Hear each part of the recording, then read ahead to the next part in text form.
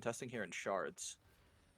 Let's go, baby. We are diving in. Sorry, boys. I was muted for a sec there checking levels, but I think we are all sounding good. Joined by the beautiful Tsunani and Tom Kick joining us from EU. What's good, bros?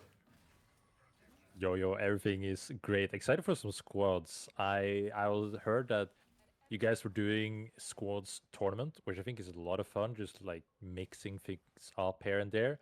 I haven't been able to watch any of the squad scrims, but being able to be here now to watch a big like tournament going on, seeing some new faces on like well-known rosters, I think is quite exciting. Yeah, absolutely. And are you guys getting decent quality on the stream here to see? It is at least working pretty fine for me. Okay. Mine just cleared up. I think it was overall. maybe just loading in here. I can see text now. It was kind of blurred out. But yeah, I completely agree. And Tsunani, you've probably been the most plugged into sort of they have been running squad scrims in NA, right? For like the last, we've done like what, 5 total or something like that over the last 2 weeks? Yeah, I think it's 7. Oh, If I okay. remember correctly. Because they were alternating with trios. So So it's like 7. just like give us a little context, like how has that been going? Because it's like, I mean, it's a completely different game. Yeah, so I guess you'll notice first thing is that a lot of rosters have shifted from the original squads. Just looking at Cat, we have Krillo as their 4th, simply because his team didn't sign up. They weren't playing in this one. I think so. And just to quickly cover the top teams, obviously MB has been performing well in scrims. TLD had some ups and downs. Actually, the first squad scrim, I subbed for TLD and we won it, which was pretty cool. And then they haven't Let's won go. since. So I'm just saying. Just saying. but no, but for real, I mean, we know TLD tournament form. They're the goats attorneys, so definitely strong. Their 4th is Saucy Hack, and you can see here is actually trying to contest the vault for Cat. I like that. This Cat team is scary too. I mean, it's basically. It's like, 2 members from old Gap and then Krillo and that's Lods, right? On Pasta Sauce? Yeah, it's Lods. Yeah, that's a scary. I like scary Lemur mix. on the flank here. Like he's kind of just hovering in the back. They're trying to be a lot of like nuisance back and forth, but they're playing it very split. Yeah, Lemur just kind of kinding out on the grind rail, throwing that hammer out. Krillo is going to dip to the south. They're still sticking on this vault though, boys. Do not want to give this up. And it looks like TLD might call it off as they do crack it. But yeah, I do gotta be. Yeah, sorry, I you do go. want to like ask some of the question. Like I being a little bit of a newbie here, coming from the NA, but I might have a slight little bias in this tournament. I gotta be honest about it from the start. So my curious question is like, how has Tom Kick Garfield team been doing in scrims? Oh, well, they've definitely emerged from retirement. Guns blazing. The first few scrims didn't really go their way. I don't think they've won any games yet, but I think they've been scaling. I think they're scaling. I think they can put up a contention for some of these games. They've definitely like had a few appearances in like final 3 circles, but like for the most part, they haven't been like a dominant force. So question, has Adamark then also been the one scrimming with them? Because I know there's been like slight roster changes here and there, and my absolute goating Adamark is not playing with it. But as we actually do see a fighter in the storm here. Yeah, one by D&D taken out here. Pretty isolated out in the storm to the left. As we got another one, Diamond taken out. Who is it? S2. My stream is like low quality here. S2T. Ooh, I like this team. Afro is back in the action. Toilet, Lucavario, and Ham just running down D&D here. Looks like Thank You Chef, maybe one more. Is it just going to be Thank You Chef? I can't even see the cone. Oh. It looks like I think it's just Kingpin, D&D, one left for Kingpin, getting ran down by another squad in the desert there. So I think, yeah. Oh, got the grab, going for this dunk. Oh, it's huge. No way. Hello, putting in work for D&D, keeping him alive. Getting hunted down by another squad. I don't know how D&D got that split there, but love the Tom, the Kingpin grab dunk well, eh? Yeah, it's really hard to be chasing into Kingpin, so he will be able to create a lot of space to actually survive as we see contention of the radioactive armor shudder. GG. GG. We'll do a lot of old stuff. Oh, and Wade'll back in the action too with Hogs. That is hype. And Jack Lagan as well. This is actually, oh, and Shin, who we just saw play earlier in the EU Sprocane tournament, back out here on the shift. Let's go. Yeah, what we already noticed, which I think is cool about the early game with squads, is that because there is less team, there is a lot more options to be able to chase and look for extended fights. Because there's not that many teams all around us. We do see somebody falling. SVI is dropping a member. I wonder what's going on. Tom, as like, you know, as someone who had played squads for kind of so long and been, you know, kind of super comfortable at that sort of like meta and how the game plays out, like how truly different is trios? It is very different, as we do see a fighter. We'll get back to it as Afro wants to finish off the job here. Yeah, Luna looking super low here. Is going to get taken out. Lunatherius as Lunaris still alive, pumping into Afro. Afro shifts over, looking for that last auto. Is going to miss. Heal up a little bit as Toilet isolating. It looks like going to be Firefox over on the left there. Miragen taken out at the same time. So really split fight here, but it does look like S2T on the front foot again here. My goats, no!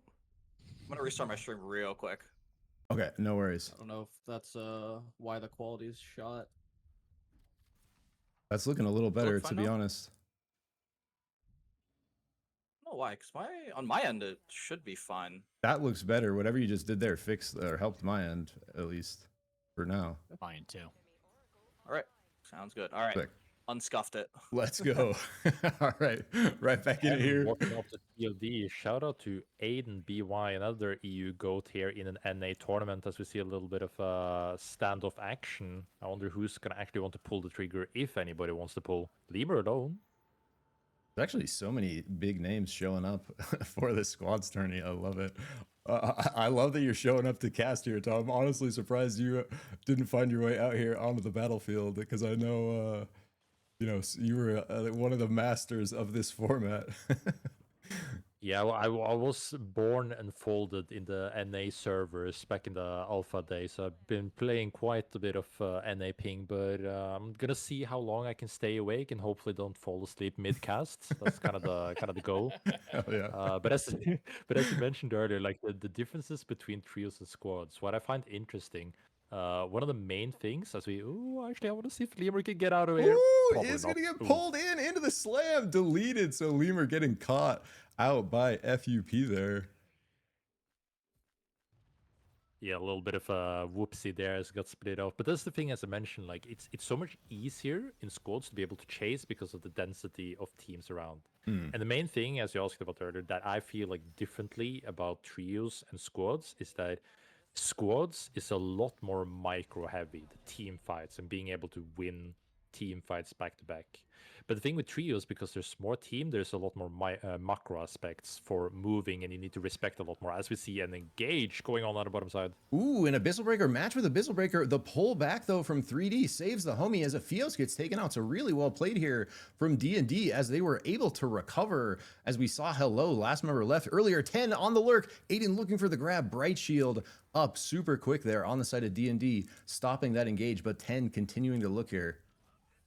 And then Abyssal Breaker trying to follow up. They are going to get across the gap, platform out, getting out scot-free there. D&D's continuing to look pretty strong.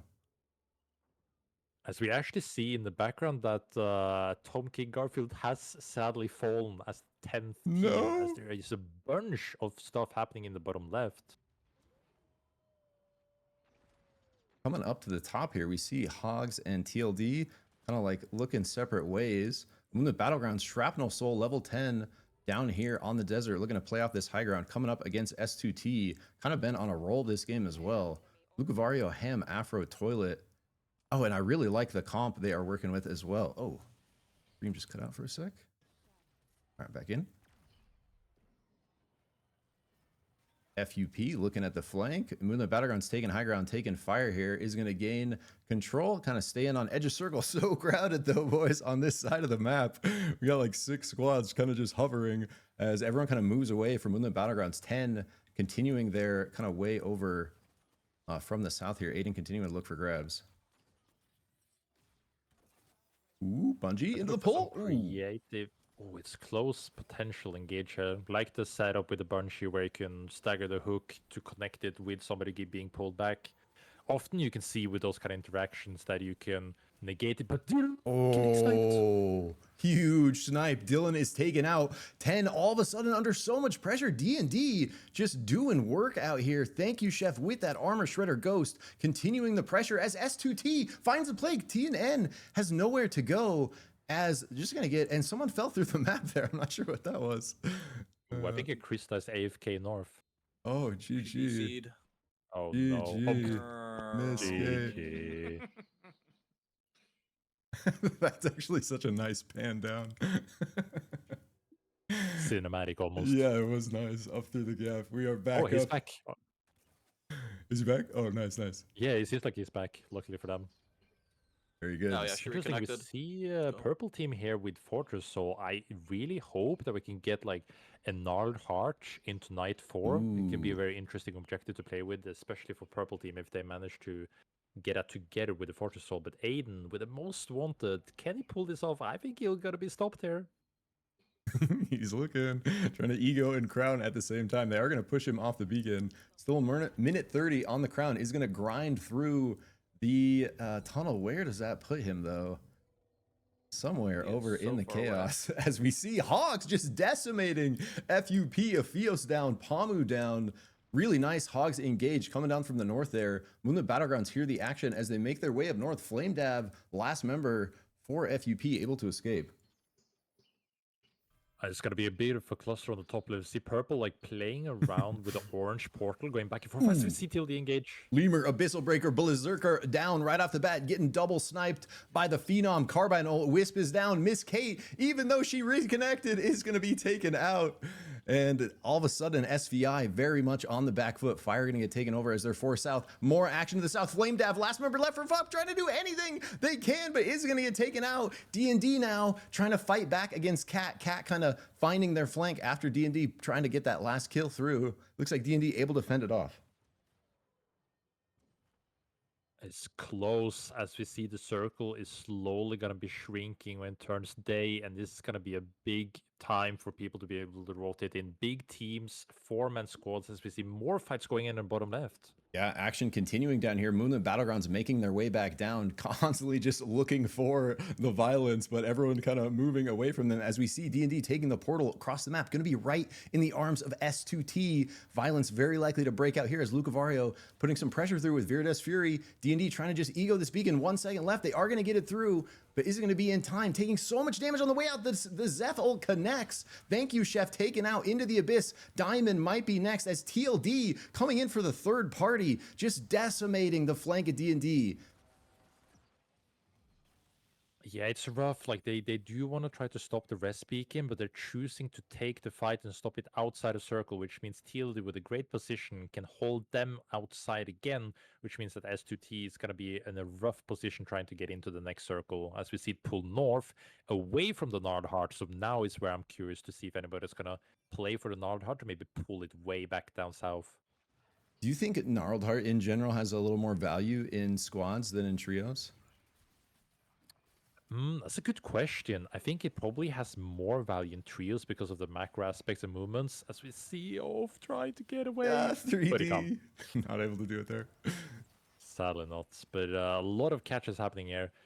Oh, Aiden yeah. with a great hook. Very nice grab coming through from Aiden. Isn't going to be able to really capitalize on it, though, as 10 forced back across the gap there. TLD doing a nice job defending, looking very strong in their squad's form, but Hogs as well looking dominant in their squad's form, locking another kill in there, and D&D getting taken out across the map by 10, back at full force with their 4 members. Abyssal Breakers out, continuing the hunt, grabbed through by Aiden into the slam, but Juice gets away. SVI survives. Cat on the flank, though, walling up. Berserker finds the warp through the wall. Juice follows. SVI survives. I'm like stun locked of catchers setting up walls instead of taking the fight. They were like standing in front of 2 free members and they sit and take up walls instead. I was like so confused what was going on. But I do want to see where did the Gnarled Heart even end up? I mean, is it MB that probably put it out since they're so close? Or where did it go? Who got it? I would Where is imagine actually the Gnarled Heart? it's probably they got it. I don't know. Have they not placed it yet? Like Moonlit Battlegrounds Oh, holding you it? see the It's circle. down. Yeah, it is down because Oh, it's in yeah, circle, yeah, but I'm corrupted. curious Okay, to okay. where it actually got put down. So Juiced We're is gonna going to see get where the taken out next there. TLD with a high ground versus MB, they need to pull away, but I'm curious to where the zone is actually gonna be pulling. Oh, Berserker with the most wanted in a top left corner, trying to just stay hidden with his life. Oh, he does pull down. Yeah, that means they placed it after the zone started moving. If you place down the Oh, gnarled heart right before the zone starts moving, then you will cancel out the movement. But if you do it afterwards, it will have to do the full movement and then pull back again. Oh, there we see it. that's cool. Super cool tech. So we see going to be a big shift back to the heart. So who do we think threw it down? Was it Moonlit? I would imagine it's Moonlit, that it's It's just a little Moonlit. bit late because they were the closest. Oh, sorry, what did you say? I just said it was think Moonlit. I'm just production. Yeah, I think it's MB. MB. So with yeah, this- we'll see. TLD though on the kind of same angle to play this out. So going to be two of our top squads here looking to contest this. But 10, Aiden lurking, Lemur insta bright shield stops the grab. Phenom looking to capitalize. So much damage through follow up with the Abyssal Breaker. 10 all of a sudden in a really rough spot. Abador looking to follow RTK. Ults up, but Cat on the flank finds it. Gonna put so much pressure onto 10. Somehow RTK lives and no one dies in that exchange. Oh, Nidog, no, he's going in first. He's gonna get punished, and he's instantly falling down. Oh, wild shift forward. TLD gonna capitalize, like you say. Kenneth gonna get taken out as well. So just like that, Cat gonna just get so decimated off of potentially greedy engage, and just like that, gonna be wiped out. These squads just kind of lurking, waiting to punish a mistake, and that was it. And so 6 squads left. A couple squad wipes coming through very quick here. And this is where all the action is breaking completely loose. Everyone murdering each other on the top side. 10 takes out Juice. Just one member left on the side. SVI just kidding. They have one left somewhere else on the map. 10 also decimating. S2T moves in onto the top of Juice. Is going to get that kill confirm. Last member left for SVI on the south. It's Kingpin trying to survive. Not going to be enough. Day taken out at 5th. And shortly after it, Moonlit Battlegrounds and TLD dismantling S2T. Luca Vario last one left. Just carnage across the map. Hog showing up now, looking to capitalize with these cooldowns down. MB though, trying to find their flank. 3 of our top squads left here, boys. Let's go.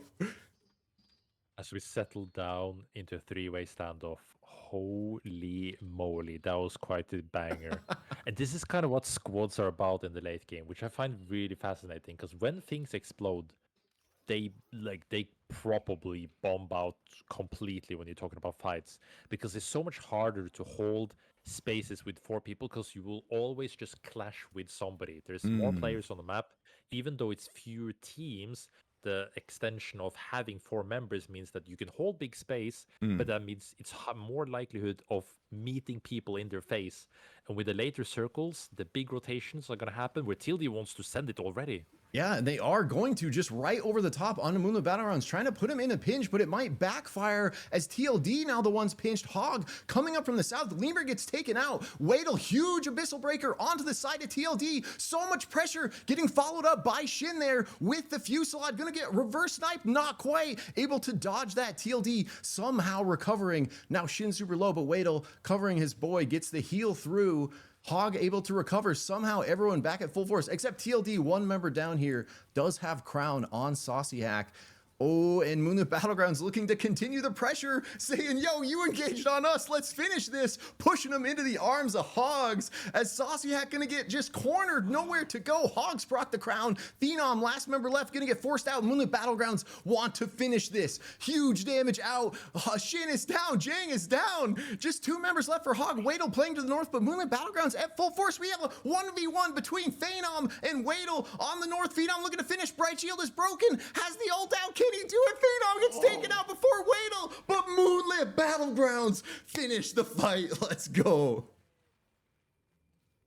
That was extraordinary. I am so surprised that TLD just chose to engage there in the 3-way standoff. I can see the idea of trying to pull behind MB to push them in, but the problem was that the angle that they chose to take the fight put them in the middle, which means that they became the center of attention and everybody started hitting them. So it's kind of a good idea, but poor execution, which means that MB kind of got gifted a win there. Agreed. I kind of watching that one, just seeing how it was working. MB didn't really have to do much because everyone was fighting around them, and they're just like, I guess we'll keep getting kills. Cool. Nobody really paid attention to them until it was too late. By that point, Hogs were already in a bad position because they had already fought pretty heavily. TLD was nearly eliminated, only Phenom surviving, and almost thought for a second that he was going to be able to rat it out, get the kill on to Hogs, and get them second place purely by just playing more defensively. But was spotted out, taken down. Moonlit Battlegrounds, a confident game 1 victory. So Tsunani, kind of going over to you on how this game really went. We saw that going into our final day that we still had a lot of our teams left, but it became absolute chaos once we got to those final circles, especially around the Gnarled Heart. Yeah, I think part of the problem. Well, okay, so we saw the first team that kind of exploded there. Was Cat. I think Mhm. the issue with the rotate there was actually Nidhogg's timing was just a little ahead. You could technically attribute that to his team rotating slow, but like at the core of it, a strike going first spells death, and from there, Cat really have no way of playing it out. I think Mhm. it's also rough too because even if they all send it at the same time, right? There's not really any other places to play. And then the second that fight breaks out, right, the mesh of the map starts moving in once that Gnarled Heart. I think the Gnarled Heart actually just like ruined everything for everyone because they were so prepared to like set up there, and then no one was in position to make the rotate in time once it started moving because other teams were in their way, so they couldn't move around fast enough. And from there, it's just a bloodbath. And MB, at the end of the day, they know how to position themselves to be the least vulnerable to a third party, and I think that was showcased pretty excellently this game. I completely agree, and I want to now shift the conversation for Tom to talk about his EU squads. A little bit unfortunate showing there, at least for some of your EU boys. Tom, how can they bounce back going into game 2? It's easy. You just gotta warm up. Where they've been playing on the EU ping the whole day, so now like getting on the NA True. ping, like, why is this combination not working? Like, True. why is my abilities being so janky? So I think like they need to warm up, and I think it's great that it is a 7-game series, which means there's a lot of time to bounce back in.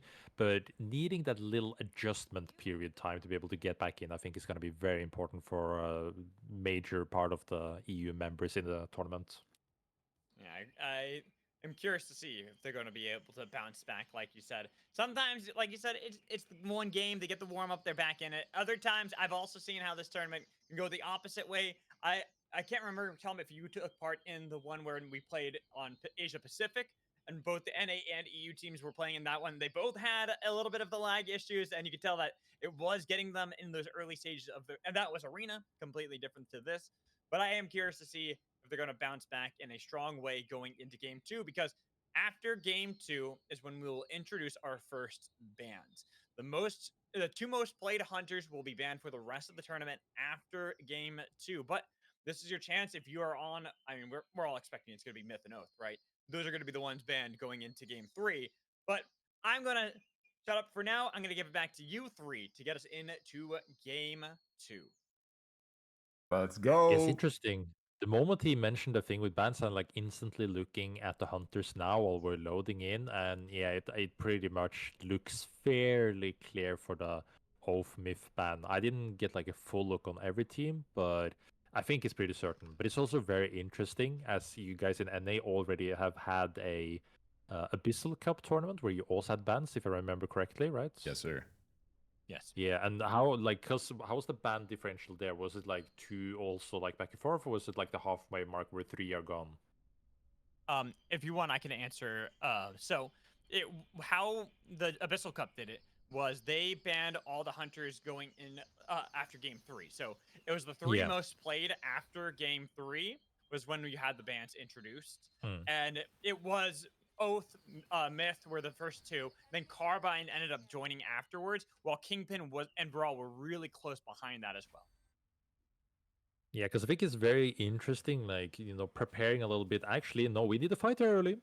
Yeah, we got a little action breaking out down here. 10 looking onto FUP. FUP not afraid though. Aiden looks in, shifts, gets the slam through onto Starflash. Takes so much damage doing it though. FUP doing a great job trading back here. Gonna force 10 completely off this fight. Now all of a sudden, up on the front foot. Pamu gets the kill. Dylan taken out. Afios looking to follow on to RTK. It's looking all of a sudden super rough for 10 here. Aiden better hurry on this creep, getting super low.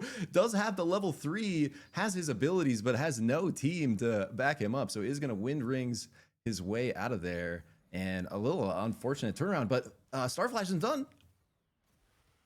Oh no, the Kingpin v Kingpin. Aiden on the Instant ping gets the duel. slam through the predict.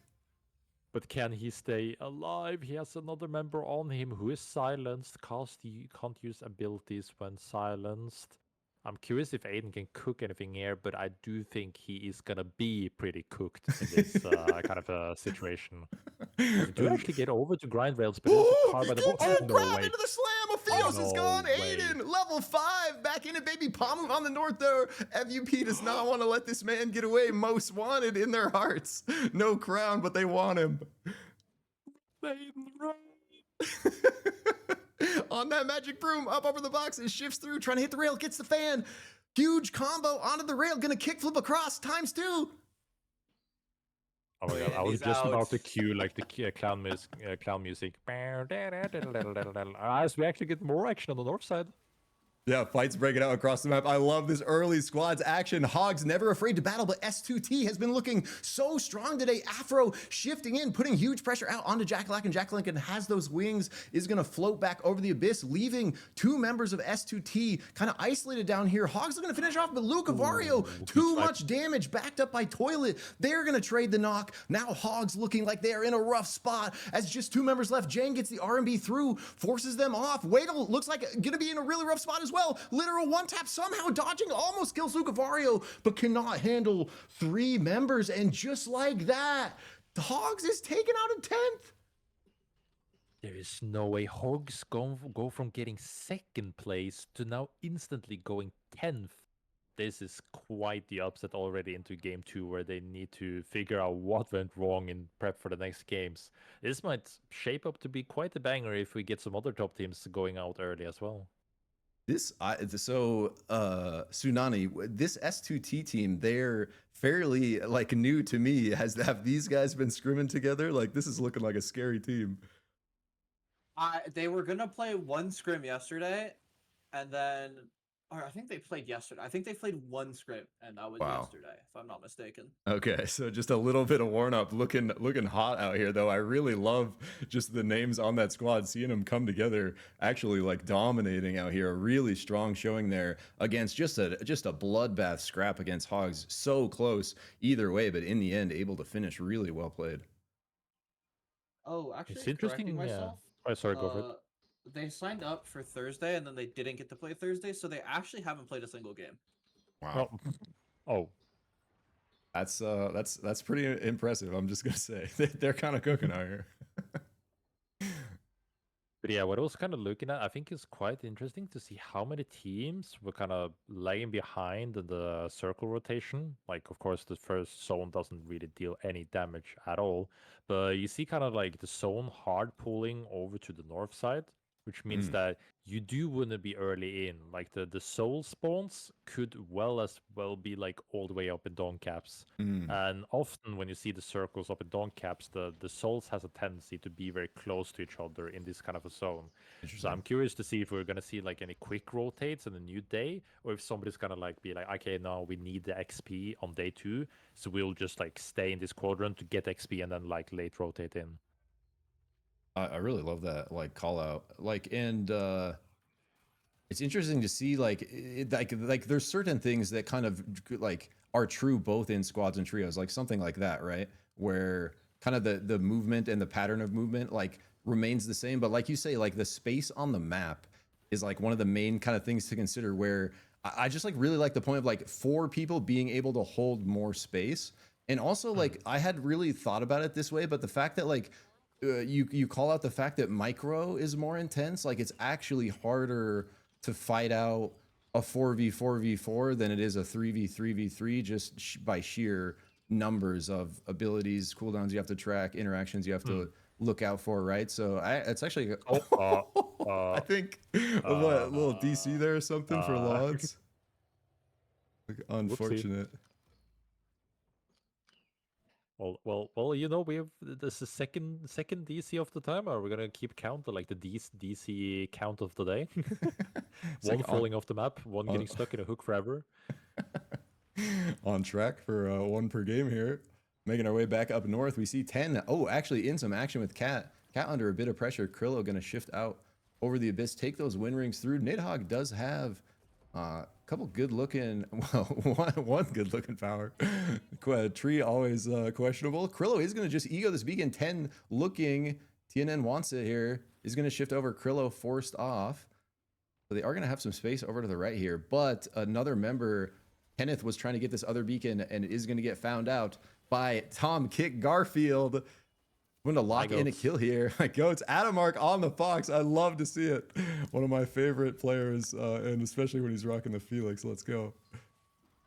Kenneth here, sadly level 7, quite far behind on the level, and it's going to be easy for TKG to pressure him away.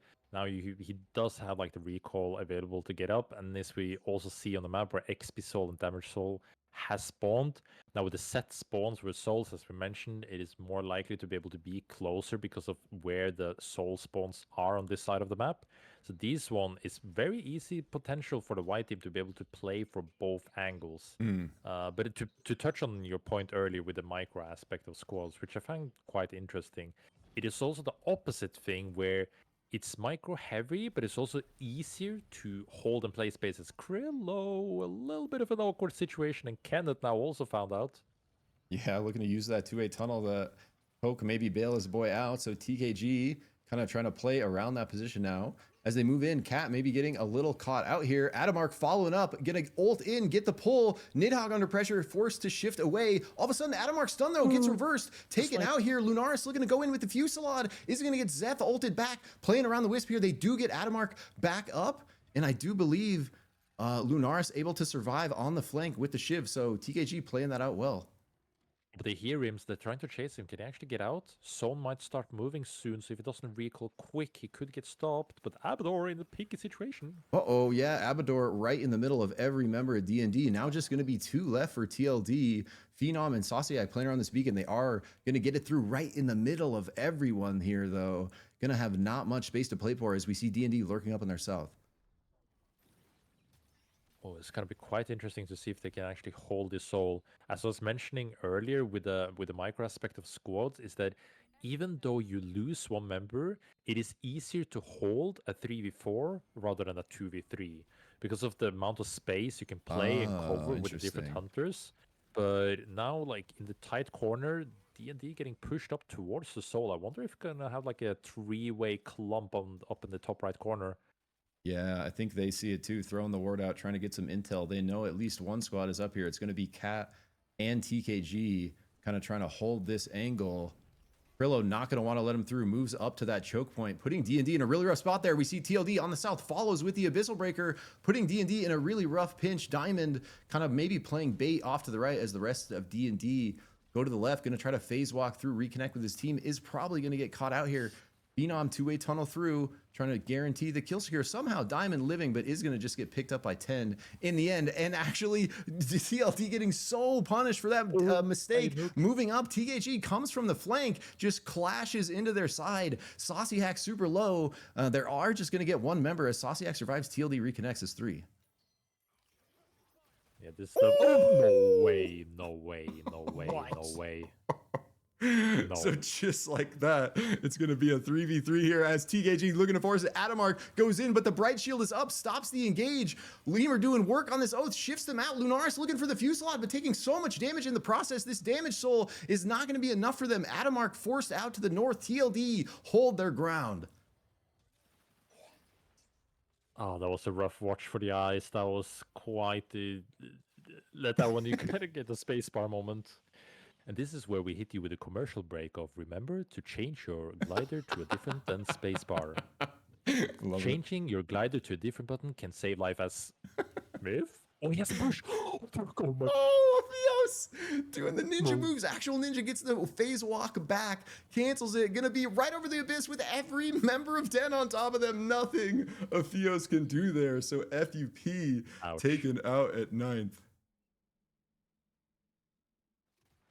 Ouch. It's actually, yeah, that's been an ouch. As we see another little fight at the corner of the map. Most wanted available on Phenom, but Zepho. That's Zeph is bounced, by the way, rough. guys.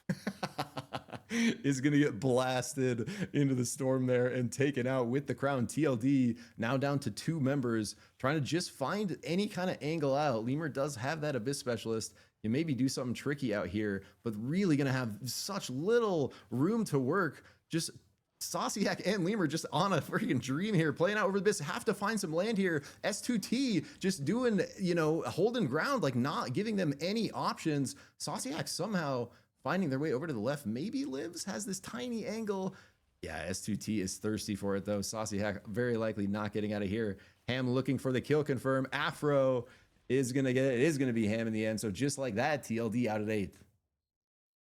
Just like Hogs. TLD out on 8th, Hogs out on 10th, MB the only team left from the last end game as we get another fight in the middle. Yeah, and S2T just continuing the violence. They find the flank of Cat, annihilate 2 members, 10 looking to capitalize, but S2T just instas Dylan, Afro and Toilet just pumping on these 2 hunters, looking like they're gonna trade back though. RTK almost doing it back to him on the Jewel. Love this Jewel v Jewel action here, just so much health disappearing through these stack shifts.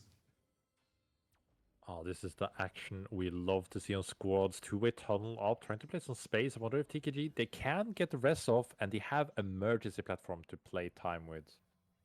Yeah, that... So, Oh, go ahead. there's one thing I want to point out is that both Jules in the lobby have Abyss Specialist, and we are in a very Abyss central Ooh. map. Let's go. True. True. Let's go. And it's Afro and RTK, bro. Let's go. It's kind of funny too, because Afro is kind of like the old guard, like, you know, known as notoriously the best Abyss Specialist user. But you know, RTK has gotten really, really good on the Jewel, so we'll see who can come out on top. Yes, They sir. confront each other here. 10 is going to be a bit of a numbers disadvantage. They do have that XP soul. Looking to just kind of play it slow here. S2T just looking like sharks, though. Holding the water of the Abyss. Not going to let these guys over, it's looking like. Yeah, it's rough to play in As3. That's the thing, like, it's easier to hold the space, but then if you come off the opposite side of the 4v3, when you're trying to walk into 4 members that can hold so much space on the side, it's really hard to push in. But they do have emergency platform to be able to stall some time in Abyss. That was a pretty nice... Pretty nice angle out there. Yeah, that's like a good angle through the storm, through the rings, find the E-plat angle, and they are going to live. Thank you, Chef. Trying to live themselves. Last member of D&D down here. SVI maybe not wanting to overcommit on this chase. D&D going to live to see another day. Maybe rank up in placement as Moonlit Battleground smashes into TKG here, looking to recover around the Wisp play, but they're just putting out so much damage. They're forced off the E-plat, and just like that, TKG gone at 7th. Oh, the cat! I love this tree. I love this tree. But what they had? Spidey sense and a Shrike. Spidey sense tingling as S2T continuing the violence, never letting up. SVI under pressure. Afro finding the double shift through Miss Kate is gonna take her out there.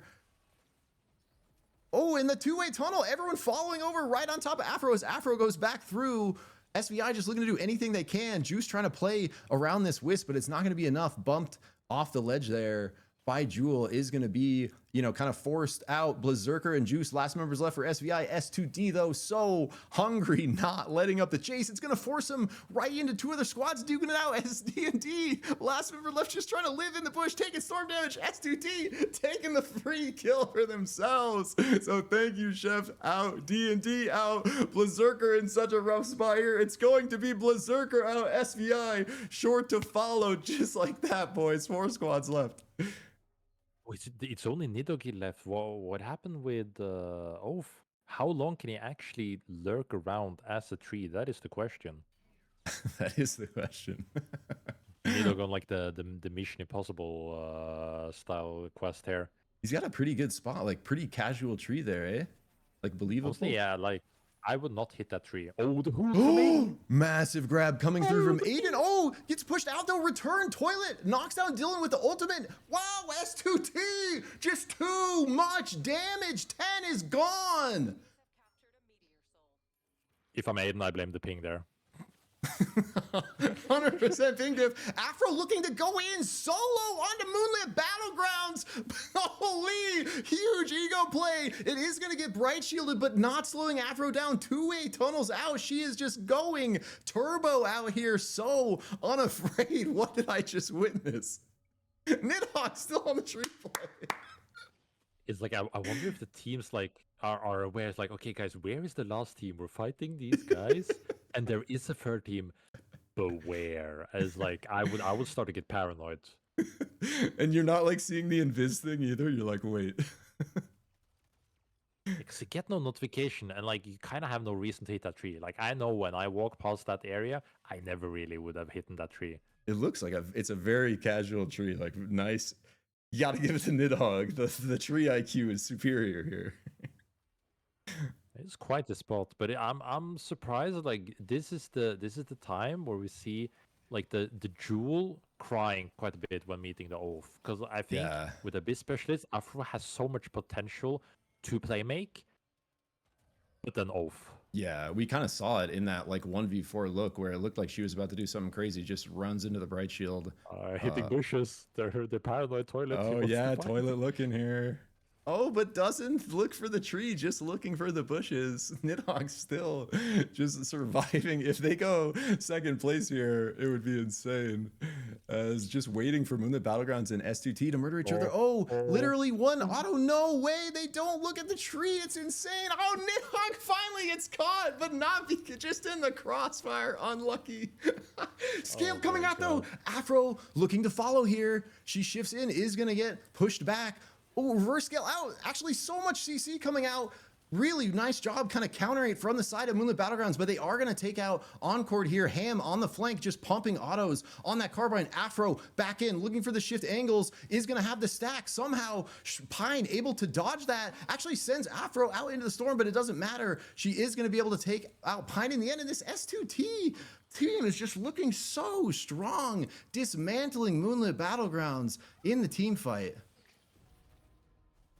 Wow, I'm surprised by how quickly that fight turned around. Moonlit looked like the superior team, double soul, good armors, powers up, but that one catch, and that's the thing, like with the micro aspect, like that one catch to blow up the fight and actually give space and just creating chaos. Because if you're in a front to back scenario there, the Jewel is crying her eyes out completely. But they managed to just blow up the fight and spread them around and take control of the aspect and just turn everything around. It was quite fun to watch. They like really, I gotta give S2T a lot of credit on that too, on how they were able to play that one. They saw the catch, they saw that moment to strike, and they were able to capitalize on that one, taking a win where we thought, like, I know I was in chat, I was with Luna saying that it felt like that was going to be a Moonlit Battlegrounds 2-game in a row win, but that's how SUPERVIVE sometimes works. You make that one mistake, and it's punished by your enemy, and suddenly, oh wait, I'm not unmuted, am I? I forgot to unmute myself, so I said all those words, and nobody heard it.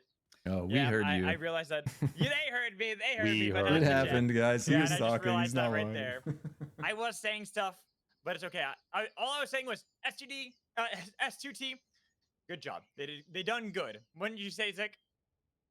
They definitely done good. A little more than good there. Actually, just looking unstoppable. I don't know where this team came from. We recognize all the players' names, but having them kind of assembled together as four, just absolutely destroying out here. We saw so many fights going their way. Okay, we see being highlighted by Tsunani there. Oath, Myth are the confirmed bans rolling into games 3 and 4 here. I'm going to show everyone what the list is right now so they can see that one. So give me 1 second as I get it all ready for the stream. Well, no, it's okay. No. I'm glad you said that because I want to show everyone what the numbers are looking like. So everyone knows exactly how it's looking. Numbers. And look at that. Let's go. 90% pick rate. 18 picks in 2 games. Essentially, just two teams not picking it in games 1 and 2. That's it. Myth, pretty close behind there at 15 with a 75% presence. Carbine at 55%. I have a feeling that it could be Carbine in the next set of bans will be joining them as we were talking about this before, Tom, when we looked at Abyssal Cup, it was Oath Myth as the #1. Carbine was kind of in this fight against Kingpin and Brawl, but here we haven't seen any Brawl. In fact, no teams have picked it so far. You can see what have been the picks. We've had some Ghost, we've had some Zeph, Jewel, Shiv, Shrike, Eva even getting picked up, Felix, Krista. But then you see those ones at the bottom there that nobody has touched at all. And it is a bit surprising to see some of these picks that nobody's touching, but also to see that we are getting a repeat of what we saw at Abyssal Cup. So, Tom, now without Myth and Oath, what are your go-tos afterwards? What are you kind of looking at as the primary standout hunters? Seth is balanced, and I'm hoping to see a lot of balanced Seth gameplay blowing up people when the off shield can't stop it. Because I think Seth is a turbo hunter, like for real. But the only reason why you don't see that much Seth is because of Oath. So I think like if I don't see like 8-9 teams with Sapphire, you can easily just one-shot members so easily. I would be surprised. But then again, like as in like what I see a lot from NA, a lot of EU teams haven't been able to play with this system yet, which like we'll start with now because we're getting the Abyssal Cup with bans. So I'm wondering to see like if Brawl just gets more value. I do think because of squads and the aspect of having 4 members that can hold and create a lot of space, that Brawl probably is a lot harder to pilot in those situations. So just having general range with like, for example, a Saros or a Krista. Krista also gets a lot more value with Oath being out. Combined with Seth, like having those range comp, I think can be very, very interesting. But that also means extremely explosive. All right, and now we get a look at how the points are being distributed thus far. And I do want to make sure that that is accurate because I feel like this is very surprising to me. This is not what I would have expected as the results so far.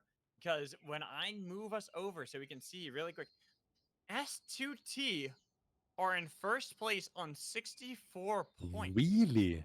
Yeah. Moonlight Battlegrounds are well behind them at 47 after They must taking be game farming. Yeah, kill score. Look at kill score. It's going turbo. 7 kills Oh my for God. S2T. They have been dominating. They have been fighting tooth and nail and getting so many kills that has skyrocketed them as the #1 team. And now, Tom, I want to ask you before we hop into this next game, how are you feeling? Are you feeling like you are able to go for 2 more games? I'm at least good for one more. I'm sure I can get I'm getting too much hyped for this. This is fun. I'm having too Let's much go. fun. You I'm know, just gonna be careful about having not too much fun, so I start screaming and my neighbors come killing me the day after. So if nobody hears from me in like the next 2-3 days, get somebody to check my door. Like I might just have been murdered, but you Tom, know, it should be fine. I understand Should how be it is fine. because I have been right where you are before. So Zik, we'll have you take a break for a little bit. So it'll be Sounds good, my me, friend. Tsunani, and Tom going into game 3. It's good to be here on the mic with you guys. And Tom, like I said, I know how you feel because I have been there back when I first started shoutcasting. I was just a streamer. I enjoyed playing games, but then I got the bug, and it is fun to commentate. And here I am nearly 10 years later, still doing this. And I'm excited to see how this is going to go because look at how many teams are dropping that academy, Tom. Oh my God, they love Academy. But I question because I wasn't really watching when we got into the game. Do we have a screenshot of the team comps? And oh wait, S2T already falling. That's kind of surprising. With how much they can. Oh, here it comes. Okay, while we look at the game, I quickly want to see like what hunters are we dealing. Wait, there's only 5 Cephs. I'm surprised. That's my probably biggest surprise going into this game. Only seeing 5 Cephs. I would imagine a lot more of those. I have seen a trend, and Tsunani, you correct me if I'm wrong with this, but when we introduce bans, sometimes that first game after we have the initial bans, teams are still set on this one idea. This one kind of, yeah, no, looking at this one right here too, Moonlit Battlegrounds. Our top 2 teams from last game struggling for S2T and for Moonlit Battlegrounds' height. Cannot escape too easily. Nice bait rewinder to try to juke, but spotted out by the minion, maybe even the board chasing him down. Seems like Height has gotten to the rings to survive. So Tsunani, going back to the point I was trying to bring up with you. We look over at how teams have kind of approached bans. It feels like that first game right afterwards, teams kind of forget about certain really strong hunters that normally you wouldn't play because Oath and Myth are there, but then they're gone, and now people are like, oh yeah, I forgot that they're really good without those two strong OP hunters on the breach. I will note that I do agree to a certain extent that you know the second a ban comes through and people are like, oh, I can play this character, they forget the big picture here, what's like super OP. Like for most teams, you'll probably see one Eva or one Zeph. But just quickly looking at through the picks, there are 5 Zephs. The other 2 teams I would expect to play a Zeph would probably be MB, you know, Pine and Encore, both very strong on it. And then Fup, Pamu, and Aphios both normally play it. My guess is that because Aphios is on Eva and Encore's on Eva, they're probably designating that as good enough, and they don't want to go overkill with 2 Zephs. That's fair. But yeah, and then also the second thing that's funny is that we have 2 brawls in this lobby. We have Height and Nidhogg, and then so, like a somewhat surprising amount of Felixes. There are 4 Felixes in this lobby. D&D, SVI, TLD, and TKG. I do want to comment on that. I think it's quite interesting though, because one thing that I see with NA is that NA do love. Oh, bye bye. Wait, no. Oh, he gets out. Nice. Ooh, smooth operator right there. All right, as we get back to the note. So what I find very interesting about NA with the love of Brawl, which is kind of surprising not seeing that many Brawls, but then Felix value goes up if there's a lot of Brawl, because Felix can kind of like frick up the Brawl. So it's gonna be interesting to see if we get some clashes of those, because the 2 of the 3 teams with Felix, no, 3, yeah, no, 2 of the 4, my bad, 2 of the 4 teams has a Seth. And if you have like a last stand Felix with Seth and the healing being able to stick in fights, it's quite insane. So depending on what kind of matchups you get, as Adamark the GOAT on Felix is looking up, and actually S2T, quite surprisingly, I'm wondering how like those kind of fights will be looking with these kind of compositions. TKG gonna chase down. Oh, he got the full heal! Wow, full heal for Lucavario, but sadly, I don't know if that's gonna be enough. It was the spike over the lava. Getting chased down by 4, though. Eventually, they're going to be able to catch up to you. So, casualties for S2T. They have been on a bit of a poverty run here in Game 3. A little bit of a struggle bus, but Cat having a fight up against 10, losing Krillo, trying to get the revive. So close to survival. Will be back on their feet, but now Kenneth going to be the target for 10 with a nice Vortex Charm on a 2. Surviving. Nidhogg diving, trying to get into the back line, but not finding the angle. It was Aiden who went for the first brawl, but taken down. And now the damage as you try to go for the surge forward with RTK. And they are gone. Dylan, TNN have to run away, but the tracks are not looking too safe. And Nidhogg is hunting with the chains, connecting. Do you follow that up? Waiting for the Flux Snare before pulling the trigger and taking TNN down to the grave with 1 more hit from the shotgun. Where is it? I'm waiting for that blast. There it is. Now only 1 left for 10. It's actually heartbreaking for 10 as you see like the but we get another fight trying to did he what? Oh? What? I think she got it. I think she got it Do too. we have an instant replay on that, or I wish. Someone clip that. Someone clip that. We need to know. Like, if he got that, that was sick, and I'm impressed. Because like the movement there to just get through, steal it, get out, that was insane. Afro's always been a legend on Jewel. Let's be real. Always seeing how good she is on that hunter, and seeing that yet again here playing, kind of stepping out and in of competitive over and over again. But every time she's back, always looking so strong on how they're able to approach the breach. We are here in Game 3 and now into Day 2 with nobody eliminated yet. Every team is still up, which is a bit shocking to me because we saw how these teams do like to scrap. And now it's kind of like they've gotten used to, even though they have been playing scrims, so they already are used to the squad meta, but they're kind of going back to what we used to see when it was the squad meta, where day and night 1, not really much action, maybe a pick here and there, but never would you see a team get wiped out. It was always day 2 when you started seeing those casualties start really hemorrhaging out these leads towards certain teams and other teams falling far behind where they're just not able to bounce back. Is quite rough to get back in those kind of situations when you first miss those members and the map is so quick soaked, as we see Felix getting with a great engage.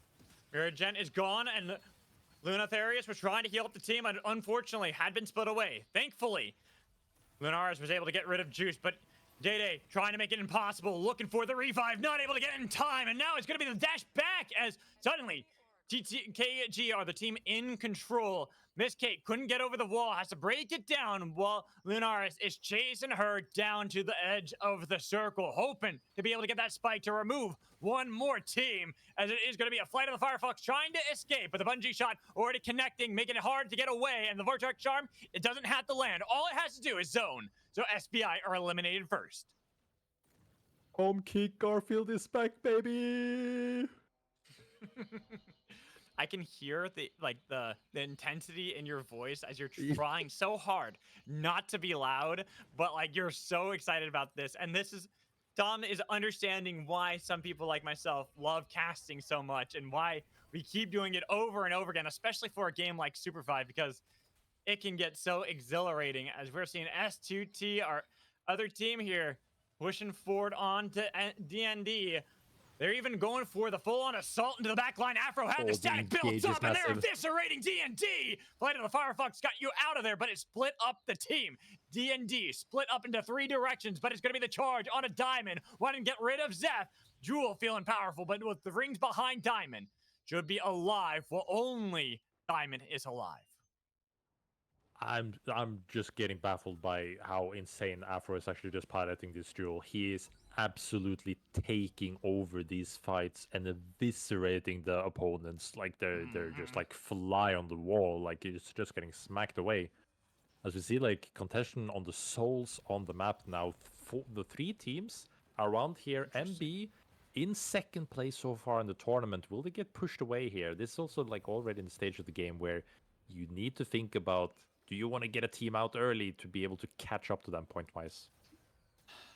For a team like Hogs, who got 2nd place in Game 1, but then first team eliminated in Game 2, this would be a big boost to them. And TLD, they're coming out of nowhere. They're scaring off Cat, where it seemed like we had the 3-way standoff, but instead, the 4th team showing up out of nowhere, steal away by Hogs. They grab themselves a soul, and they'll go back into Prisma Falls victorious. It's quite a catch-up on the side. As you see instantly over to the other soul, who's like not really been gone for the first phase, taking a little bit more of a time.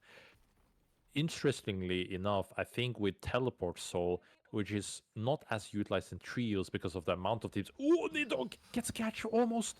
Oh, Change onto Aiden. And there goes Kingpin, already eliminated. Cat have pinched 10 with the help of Hogs on the other side. TNN tries to get to the ring, trying to escape, but 10 have been split up yet again. It's TNN getting chased down by Hogs, eliminating 1 more of the team, leaving 2 to survive for 10, and they're not in a good spot to try to get out of this one either.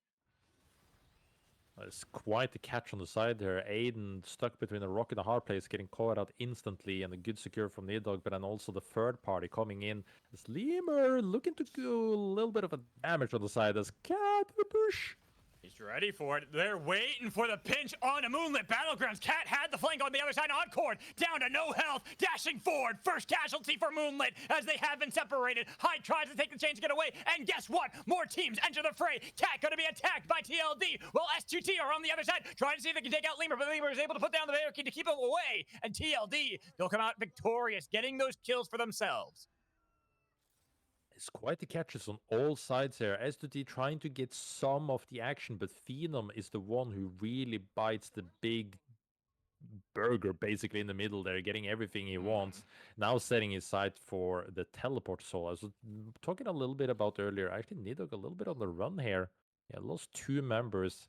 It's going to be hard to see if they can back it. Shin, EU member here with the X-Ray and Shredder trying to see if they can hit Nidog on the side, but MB finds a little Nidog on the side. And Nidhogg not looking like he's in a good spot. We see that he is able to get away and has 1 more teammate. I believe that is Lodge, who's on the heart at the moment, trying to get the revive. Because down south, Dylan. Teleport Soul was taken by TLD while Dylan hanging out in the vault. Not spotted. Has a tree disguise, grabs it. Does TLD realize when they poke back? No, they don't even try to see if they can poke back into the vault, not expecting anyone to hide out there. Wait, he has eye. That's why he checked it, I think. Mm-hmm. Oh, but they have jammer. Yeah, that's why I didn't see it. That's so nice. TLD also having the jammer too. get like a back-to-back triangle, like a Mission Impossible style. Let's see if they're more successful than Nidhogg was. Nidhogg tried to go for the strat. It was close, but not quite. As here, You got third though. That's pretty you good. did Like get in third. Yeah, that's not bad. And I've been doing like some. Ooh, Dylan. Oh. No. It's a tree. Oh, they realized. There it is. They shot him. Leave him alone. Let him get out of there. Let Dylan survive. But Tom Kick Garfield decided they need those points desperately if they're going to catch up to S2T, who are fighting against TLD, and they are separated. S2T in game 3, not looking quite as strong as we had seen from the first 2 showings. Yeah, I wonder if they noticed him because he turned into a tree inside there. That was probably the mistake. Because, like, else I don't Afro. see a reason for them to be able to actually notice him inside. I see, actually, Purple Cat team has managed to get back up again as 4 members, trying to get S2T Ham on a little bit of a run this time. Missing the spike, but it doesn't matter. Can slice down the spike on to S2T. But they aren't out just yet. We did see that there was the escape, and Afro, I believe, is wearing the crown, so most wanted could be procced and bring back up the team. But it's TLD chasing down the kills this time around. They're feeling like the team fully in control with the final chilling finale onto the other side, getting the sun on a mirror jet, and then the chase down, the blast with a napalm on the Lunitharius. Then Afro out of nowhere, looking to reset the clock, but they got the Fuselage getting a lot of damage. Eye of the Storm didn't do enough to be able to get away. Down to a minute timer, needs that kill, finding anybody, but Afro was able to get out of there. She'll be fine for now, but TKG could chase down Afro if they want to. Lightning crashing on an automark and having the surge forward, not getting the kill to get the resets, but pushing him out into the storm, getting the kill onto Adamark will bring back up S2T once more, this time up against 10, and they feel a lot more confident about that fight because they're able to take him out while Tom Kick Garfield died on the other side. But now S2T are trying to get away from TLD. A TP is out of there. Eye of the Storm for Afro, but she doesn't go forward. It's going to be the Surge trying to escape danger. Luca Barrio had to trade their life over to Hog. Oh my god, no. Oh my god, they don't know. Don't tell him. Fop knew. Fop knew. No, they just went through the portal. They found him by going through the portal in the wall. Tragedy right there as the last straggling members of a few squads there found out. Fop finding one. Afro trying to run away from too many squads at the same time in the middle of all that battlefield. Had to fall as well. And this is going to be big because S2T, the team that was well ahead in first place, out at 6th place. Yeah, I was just about to say, when did they go out? I didn't notice because Afro, she got the most wanted up, but like I guess they instantly fell after. That was quite devastating. Oh, Pomu. Careful. Almost got one shot with the laser. Keep in mind, too, we are seeing Moonlit Battlegrounds and Go Hogs here. Same with FUP. But TLD have the southern part of the circle base camp in their control. Cat, they could move up first to see if they can third party a fourth party and really have this battlefield be all sort of chaotic again. Oh, MB needs to move quick. They need to decide for something. Sinner's Embrace was thrown out. They're trying to get the pull back in, but only going to get the lockdown onto Eva, so she'll be fine. While Moonlit Battlegrounds going into the territory of TLD. Already taking a lot of damage for it. Height having to grab the chains to be able to get away. Still going back up north towards the Hogs territory as they hold on control over the northern quadrant, and while Cat are still waiting to see if they're going to pounce onto any targets yet. Oh, they put themselves in the middle again, though. They don't know TLD's coming from behind. No. Shock trap to help lock down the trap onto Moonlit Battlegrounds with the flame shield, grabbing back a Bishop. The chase there with the flight of the Firefox, saying, Spade, you can't get out that easily. Then Cat pushing in from the east as they find the stragglers of Moonlit Battlegrounds on Cord, almost tagged down, but dashing forward over to Hog so they can take some damage from the progressive burst and lose Evo. Only Height with a Fate Rewinder in the middle of 4 squads. Pull onto Cat from FUP as they try to take down Lods, surviving for way too long. The heals there, keeping them going and not done just yet. Oh, they're holding a scary corner here. A Ceph nade could be huge around there. It's much easier for Cat to be able to play with these walls with a ghost, but the Saros portal is actually almost kidnapping people. It's quite big. But the space is getting tight. Height is clenching his butt like he's never clenched his butt before. just waiting, saying, who spots me out? Do I even move? Or do I just try to full on send it once someone comes into the brush? Oh, but the storm Because- nade, is the storm nade gonna hit him? Oh, I think I it is. That is good. That's gonna be. He's gonna be in the zone. He's got to get up to that bush that's right there that we just see that icicle thrown at by Lemur. Lemur did check, so noticing heights there. Well, the push onto Fup. It was going to be the casualty for Cat first. They've already lost one, but they might be able to have the push back onto Fup. They had to be careful because Lost was taken down pretty low. Shock traps on each side. No one locked down. Not until Phenom showing up out of nowhere. Cat saying, who's this? Getting third party, and Kenneth targeted it down. The support is out. Nidhogg is alive, but guess what? We have two teams with only a brawl left against the world as Nidhogg tries to get away. Chased down by Go Hogs, but he's going into territory unknown and unexplored. Fierce Lord pumped out. The damage there, and Cat gone at fifth. Wall somehow Height was able to rat up north. No way, he's actually just able to sit on the top side there in the bush while all this action were going on. This is so funny. And now there's actually most wanted available potentially for him unless shit. Oh, Height went out, thought he might have been able to get the spike, thought Shin was going to go over the ledge, but instead it's Height's demise that he finds. I wonder what saw him? Because like Shin was not watching him. That was quite interesting. That was corner. Height. That was 100% Height thought that Shin was going to go over the ledge and was going to be able to get the cheeky spike to get out of there. But Shin did not. Shin instead went back onto the island, stayed there, and then Height just gave away their position for nothing. No, because he actually got revealed by something. Did he? Yeah, that's why I got confused. Because Shin was not watching. He has the X-ray, but Height got revealed. But I don't know what revealed him as. We see action on the right side. Tilde in the picky situation. Sinner's Embrace, and 54 seconds left on the clock for Abador. TLD in a bad spot, but it's only two of Hog that were fighting against him. Chilling Finale. Jang goes onto the other side of the circle. Not your friend. Tries to dash back, getting up north, but it's going to be hard to get away because Abador is hunting you down. Finally finds the rest of the team with the Shock Charge Roam a little bit too late to get the lockdown onto Hogs, meaning 35 seconds left for TLD's success. Yeah, FUP with a great position here, able to poke. Hog is just getting pushed around as we get another engage. Hogs are looking for the fight against Fup. I thought they might try to go for the fight against the three teams, but instead they're going to be able to take out Aphios, then Flame Dav as he barely gets over the wall into the Mage Bog will be able to survive with no health to his name. Healing back up now. Hogs are battered and bruised. They're looking weak. Jackalakin on no health. Respawn Beacon not going to be your salvation as Go Hogs, you start the fight, and it's about to be finished on your turf, leaving only Weddle, but the pool says, no way, Jose! You're in this fight to the death as Go Hogs are eliminated third. It's a 1v1. Now FUG, they need to move quick. The zone is going to start shrinking in 20 seconds. They got really good powers, but TLD has the space. And if they hold too much, especially with their comp, it's going to be hard for them to move in. They need to move quick.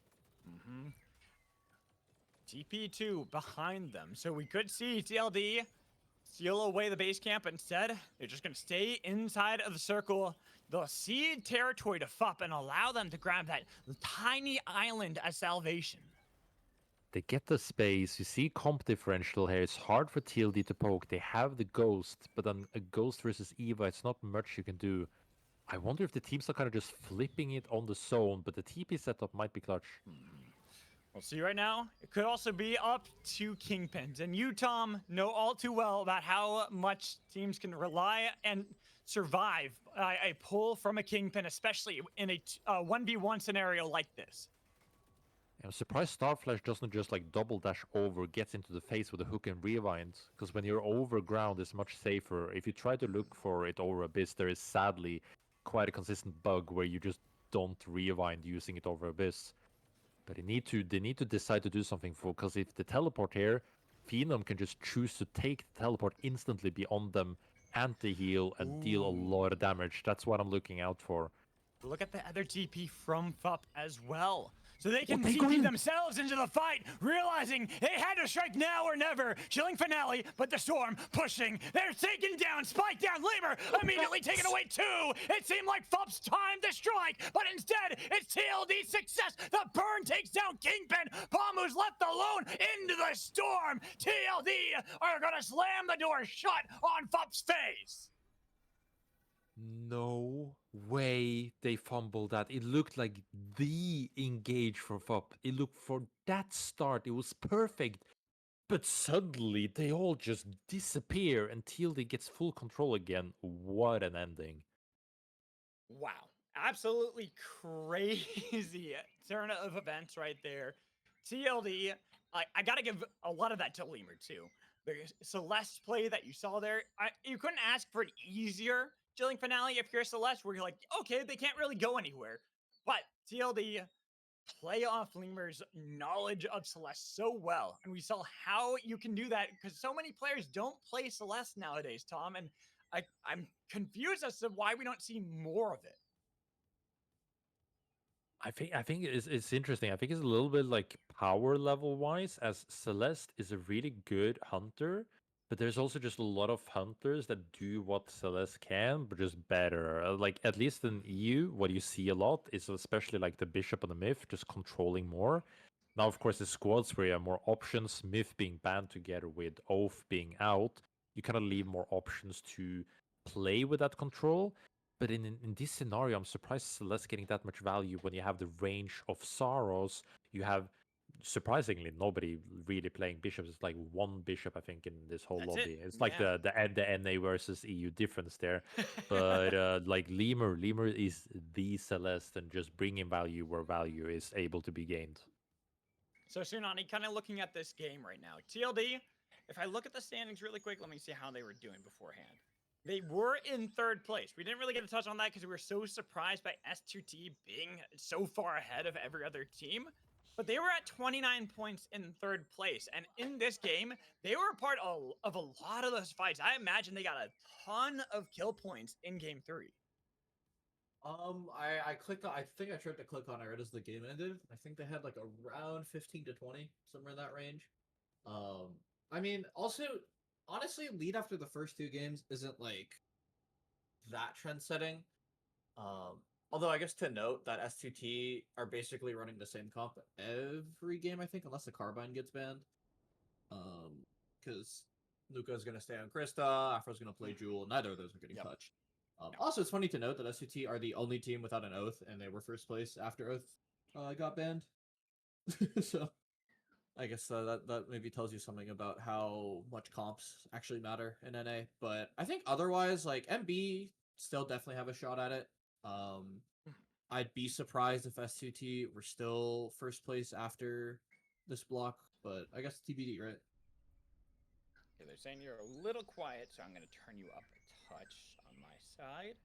So there we go.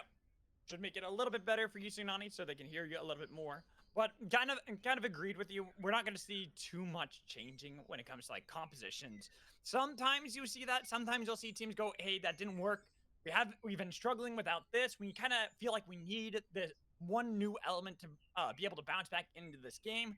But here, as we dive into game 4, before our next set of bans, 2 more hunters will be banned after this game, joining Myth and Oath on the bench. Probably going to be Carbine, but the one after that is going to be the big question for me. And I'm really curious to see if maybe that's why certain teams haven't been playing other styles, or if it's kind of like you were talking about, Tom, where it's the differences between NA and EU, because Bishop is a big one that I'm glad you mentioned too, because it was not touched in games 1 or 2.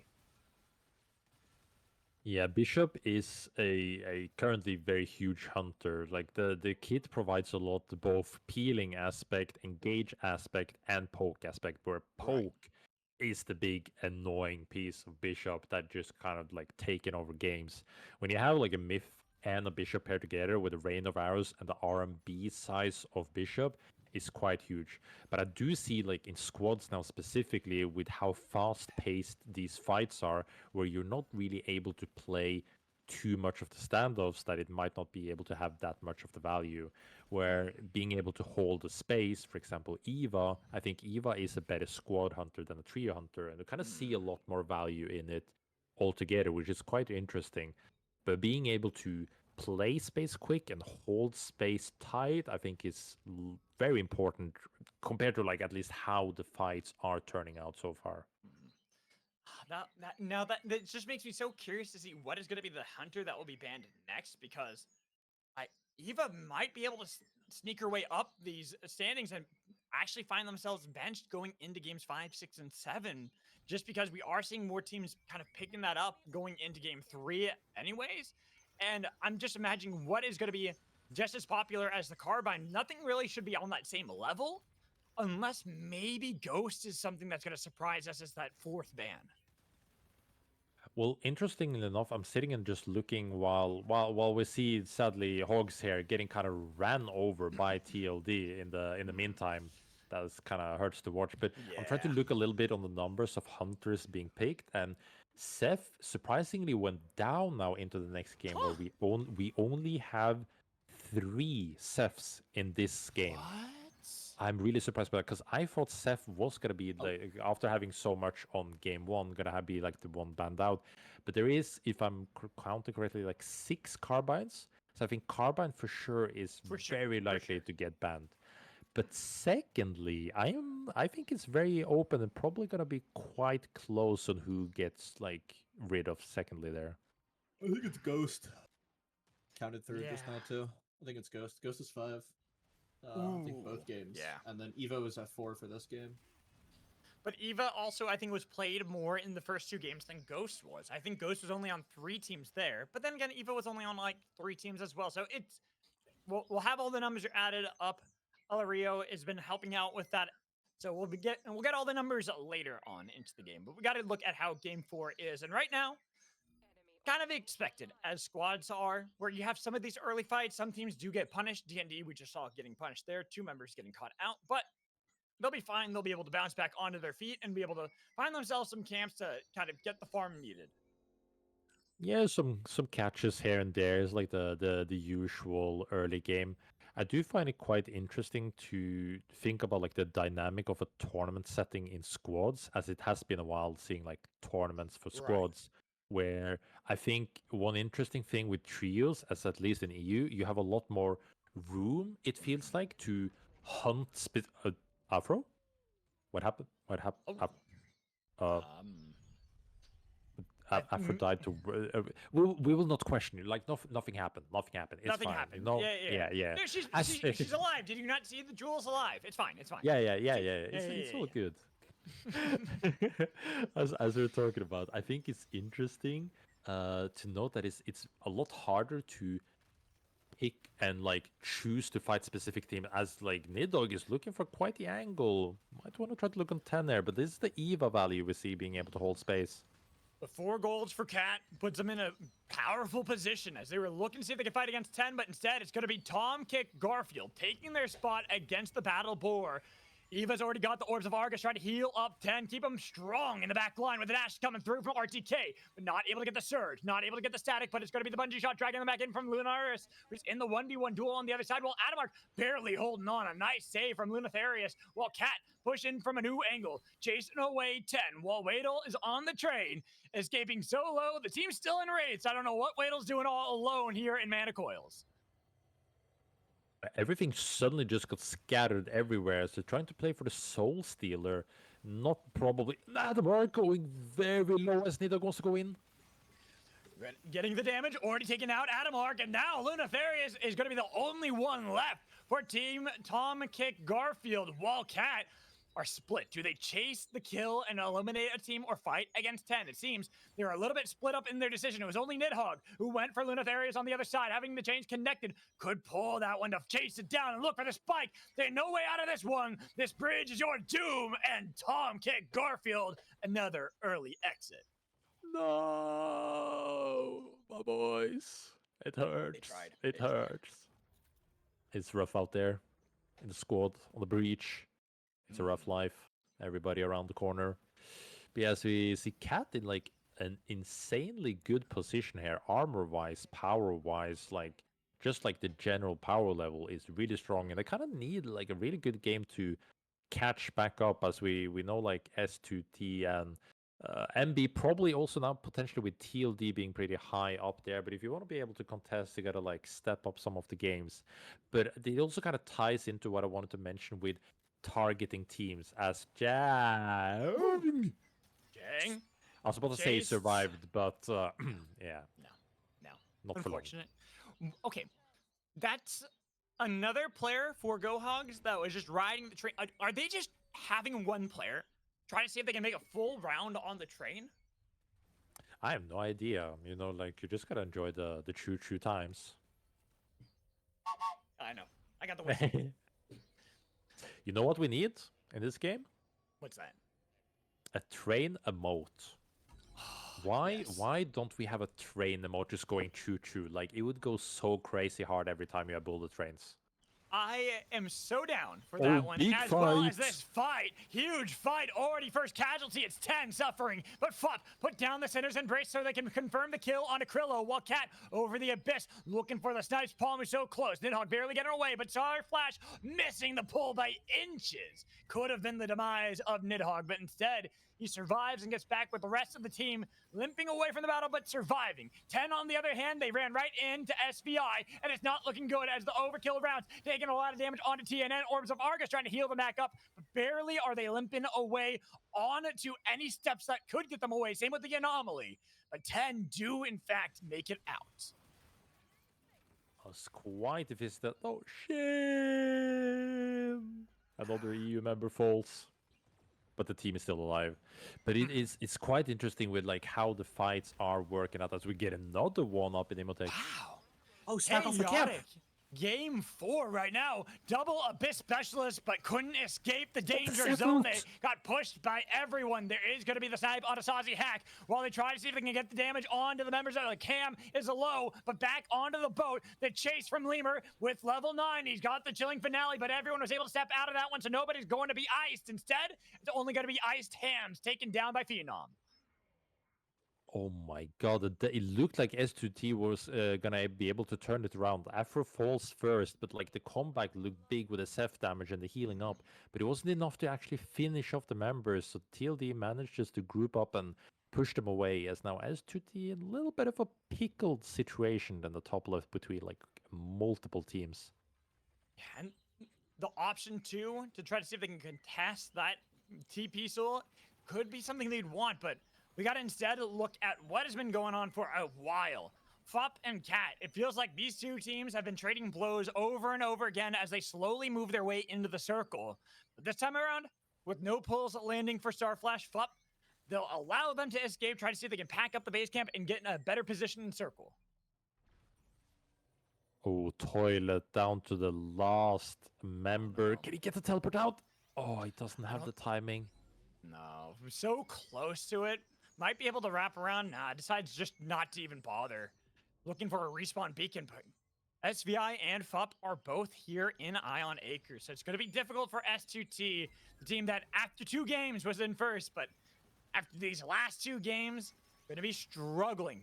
10, they've also been struggling in this game, but each time they fight and lose someone, they've been able to bring them back alive, and they're throwing down the Pokeball looking for the sun. They're going to be able to land the damage onto Aiden, but Aiden over the wall with a blast off defensively, trying to get away from Nidhogg, leaves the rest of the team behind in their waste, as now Cat look to see if they can take out 10, but 10 doing a good job of disengaging for a long time. Arcane Railgun getting a little bit of damage. Cinder's Embrace not tagging anyone. Same with the Surge. It's going to be the blast from the stun grenade out of Ghost Ball. They just dashed out of there. Cat no longer wanting to fight against 10 because they knew Aiden was on their way back. Oh, Nidhogg really aggressive with the Prowls. I like the engages, creating so much space, and it's just such good follow-up to have the Ceph available, as we see Hog with a little bit of a skirmish against MB. And eliminating MB could be huge for any team, especially for Hogs. If they are able to get rid of a team that's at the top of the tables, they can start bouncing back from a couple of early losses that we looked earlier in the day. But they need to be able to win those fights in the first place. And we go back to Kobayashi's S2T. They've been on a poverty run here in Game 4.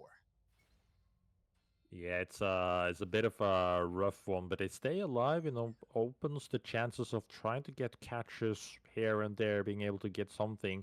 It's all about consistency, like keeping yourself up. And the tree here, we see the tree tendency so far in the tournament, which I'm quite a fan of, the creative angles. Nighttime.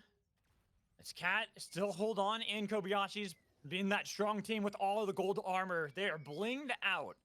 And the rest of the teams that are outside of town, OOOTECH. struggling for any control, but a hook there from Starflash with an easy dunk on a Jew. Starflash, probably NA's best Kingpin, I'd argue, looking so good on these pulls. It's quite the angles you have when you play with this Abyss space. It's really easy for Kingpins to be able to just secure dunks whenever you hit that one hook on member.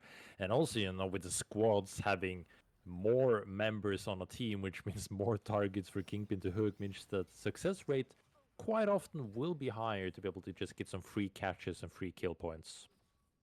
Got a little dicey there for GoHog, still down a member. That fight against Moonlit Battlegrounds, they escape with their lives, and they want to wait until it is dawn so they can enter Kobayashi to get a free revive, especially looking at where the circle is putting us. Right there in OOOTECH, right outside of Kobayashi's, but enough inside of Kobayashi's that teams can still take advantage of that. But we're getting later into the game. Teams might be able to clear out the guards completely sooner or later. I see the level differentials are hitting quite hard for some teams. Level 12 on SVI, but you saw S2T earlier, only like level 9 and 10. It's quite a rough position. Now it's all about like, can you place a creativity? There's a scale. Can you get like look Allario? He's looking for the angle. He's Like a little bit of a He's dash. trying to get on the other side. Oh my goodness. That didn't get Blazerker. I Oh, thought that that was was- going to actually get him. Luke Avario is probably a little bit upset by that one. Wait, I'm looking at this cheesy play. We have base camp set up by Cat. There's a TP they could have possibly used to drag teams into the core, but everyone bailed out of there, no longer wanting that one. And now, two teams still are locked in town. We see the final destination, dead center of the map as, oh, did we have a little bit of a train accident? I think that was a train. That was a It's double little train. bit. Yeah, it was a double train there. So people not paying attention. This is a very slow-moving train, but they kind of forgot, even with how slow-moving it is lethal. And FUP are punished. Starflash, only one alive, riding the train and will revive the team. But they got to get back into the circle, and they are struggling as they are low armored, low health, and no real stake on this circle. Oh, everybody getting rest in Kobayashi. Daytime forever as we are in end game. I am quite excited to see how the teams will approach the next circle as it's closing in now, and it'll be a tiny corner from There Kobayashi are where you can stay. 9 squads still left. The quad squads. That is a lot of players still left in to end the game here. Tom, Tsunani. I don't think we've actually seen anything like this before. This is So- the most crowded endgame we have had so far today. And the train on the next rotation might have a little bit of a feast. It is not bullet train, but I do imagine on the next turn, potentially could nab somebody before the next zone closes in. But this is where things explode. Like, Yeah. when this next zone closes, I'm calling it 4 teams are dying. Minimum. 4 teams are dying on this next closing circle. Well, right now, 10 already lost 2 players. 1 to SVI, 1 to Moonlit Battlegrounds. Their Eva is outside of town while Dylan is stuck inside of it with S2T, and the circle is starting to push onto them. DNN has You're grabbed magical. the crown. Yeah. You want to breathe a little bit? Like, you're going to get some action very soon. You're not wrong. I mean, Go we're ahead. talking about it right now because TNN's going to be the target trying to get away, but they got the spike. There's the first team gone. Next one might be joining them. It's going to be SBI as they've been split up. They are taken down quickly, looking for any damage, but they throw out the second win. The dash is forward. Hogs, they're getting pinched, but they're alive. They're still surviving. Then out of nowhere, D&D show up trying to see if they can take the damage onto S2T, but S2T, they're the ones getting the kills. D&D now struggling. Spike on one side. Hello and goodbye. Third squad gone as they continue the battle. Moonlit Battlegrounds, they pushed in. It's S2T. They're the team struggled with the centers and breaks, locking him down, leaving only Afro. She's alone, but FUP, see that Waddle's gone for Hogs, and Hogs are going to struggle while FUP trying to see if they can fight against Moonlit Battlegrounds, but it's going to be Hogs that are taking down. 4th team gone. Starflash, you're the next one. Make it 5 in the spans of just 1 minute. And it's Afro not might be over. next. Look at the moves. Afro with the most wanted. Can you get it popped? Oh, No, so close. can't get it. And suddenly, 6 teams are gone. 3 remain. Oh my god, man. Magical, are you okay? I need some water after this game, 100%. As I'll take it over a little bit here. As we're in a three-way standoff, it's all about where can you put a team in the middle. Currently, it is Cat kind of like with a middle position, but TLD is not going to have too much space to move it. They do have Celeste with Shift 4, we can see with Lever, which means he's creating some platforms that they're able to play with. Moonlit Battlegrounds still alive. It's the top team's Cat here need a win if they want to be getting back, but Hyde getting punished in the corner. It seems like they want to punish Moonlit here. Probably the team in the best position so far. Cat, are you now going to punish Moonlit in the middle? It's all about cat and mouse game in the middle as we see. Where is it? The, I was waiting for the TP, but there was nothing. It was a whimper there for TLD, but it seems enough that it scared off Moonlit Battlegrounds. They got out of the Forge. Phenom tried to get control, but has to use a Flight of Firework trying to get away. Then Moonlit Battlegrounds, they got Sinner's Embrace stun onto Felix. Goodbye, Fox. They've been able to catch him out with the boombox put down. 3 members still standing there for TLD, but they have to fight against Moonlit Battlegrounds the best they can. Well, Cat waiting. They know their time to strike is going to be after every team has done all their damage to one another.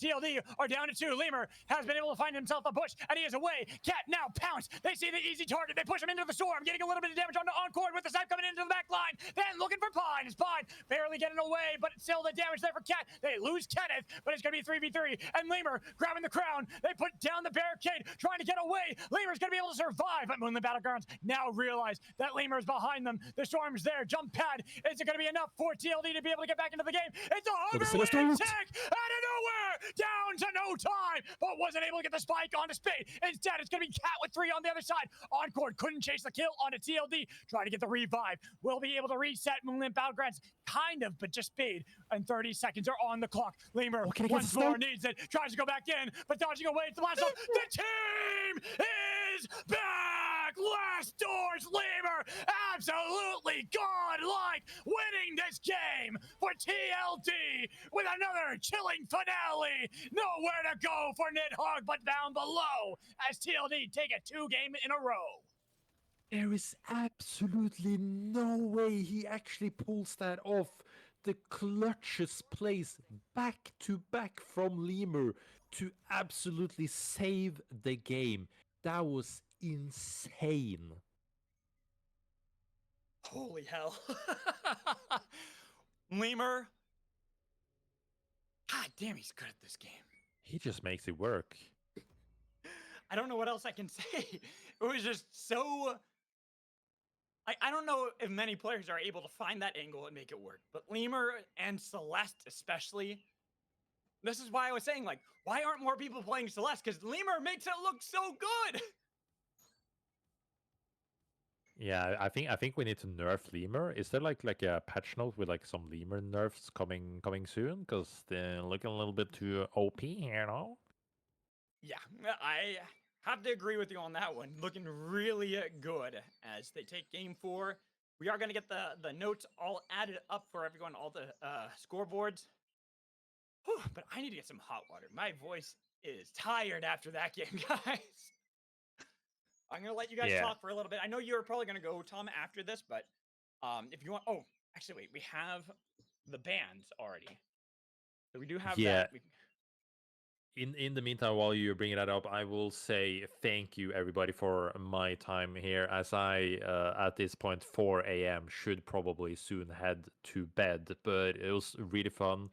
Good luck to the rest of the teams. Hope you guys enjoy the rest of the cast as my fellow gentleman will guide you through the rest of the chaos on the breach.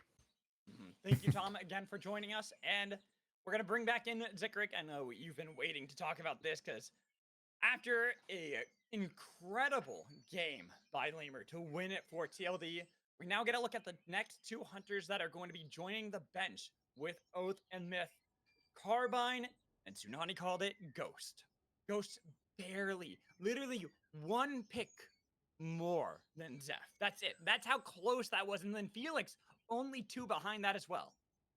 Wow. I mean, that is that is something. We just gotta shout out Tom Kick on the way out. What a legend. Absolute pleasure getting to cast with him for the very first time. So just an honor, Tom, to have you, and thank you for staying up super late and keeping your neighbor up to join us. We love you. And now we also have our update on the points that I'll show everyone as well. So we can look at that really quick. I'm going to let you guys talk about this. And I'm going to take a quick break as I make some hot water to relax my throat. So I'll be right back. You guys keep talking. Get it, brother. How are we looking here? Tsunani, you looking at this? I just got it pulled up. Might just be me for a second. We got S2T and TLD tied at 96. Look at those kill scores, bro. What in the world? 55 for S2T, 46 for TLD. Moonlit Battlegrounds in third with 29 kill score, 83 points. Not too far behind here, 13-point spread.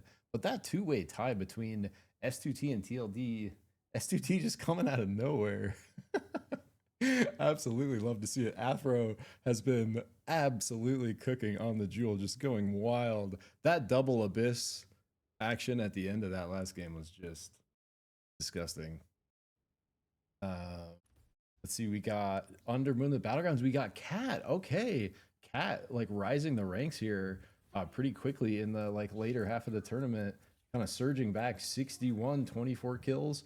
Hogs actually have been having a pretty good performance overall. A couple times like kind of getting, you know, taken out early. We saw that unfortunate fight where they just duked it out in OOOTECH and did get eliminated very early on. Definitely not hurting their score, but doing well, hanging on in fifth despite that game. 56 points, 24 kill score. And then looking at the bottom half of the board, we got FUP at 44. We got 10 at 27. SUPERVIVE Illuminati at 21. D&D at 16 and TKG at 13. So even the bottom, the spread being pretty tight here, you know, only what, it's like 14 points between 10th and 7th. So the bottom four. And then you got a little bit of a gap there, you know, a 20-ish gap between 7th and 6th. And then that top half of the board, you know, definitely a little more spread out. Those top two teams, 96, you know, tripling up more than like 7th place. So anyone in the bottom coming into the back half of this tournament is really going to have to pump if they're wanting to, you know, come into the kind of standings here toward the top of the board. But this is amazing because this is like, I got to say, this is one of the most closely matched NA lobbies I've got the pleasure of spectating like in a while. Like these are really good close games with like really just inches between one team winning or losing against another, you know. And it's just like, it just, you know, goes to show like kind of that the, you know, the magic was cooked up around squads, and it's really cool to see it in action again. Mr. Magical, have you returned to us? I have. I just got back in time. Oh, as right now it is a very laggy end on my end. Let's see if that. Oh, yeah. Oh, that fixed it. There we go. Alright. Hey! By the way, if you don't know, there's a secret tech when it comes to if you're casting like I do and you're yelling a lot. Raw honey.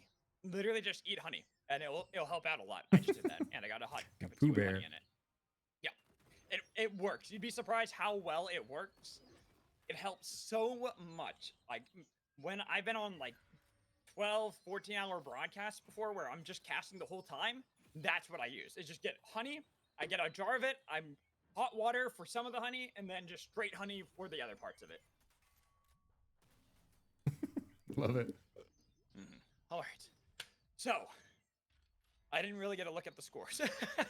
I was so focused on getting the honey, I didn't even look myself to see. TLDR, TLD, and S2T tied at 96. Wow. Moonlit Battlegrounds 13 points behind, and that's kind of the top.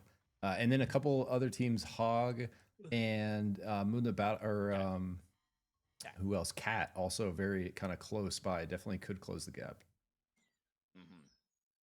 Like, very interesting to see how that is. I think we are not done with this tournament yet. I thought for a second with Moonlit Battlegrounds how confident they were looking after game 1, game 2, nearly taking the win there, that they were going to run away with this one. But never underestimate TLD and never underestimate Lemur. He's got that clutch factor to him that just is so underrated. And it's not even underrated, like, because we all know he has it. but this is just that good that it's still somehow underrated. It's a faker of SUPERVIVE right there. Bro, real. Absolute legend. Just picking up 2 wins in a row for TLD that puts them tied for first. But S2T, I got to give this team so much credit too. Dude, they are have cooking, been bro.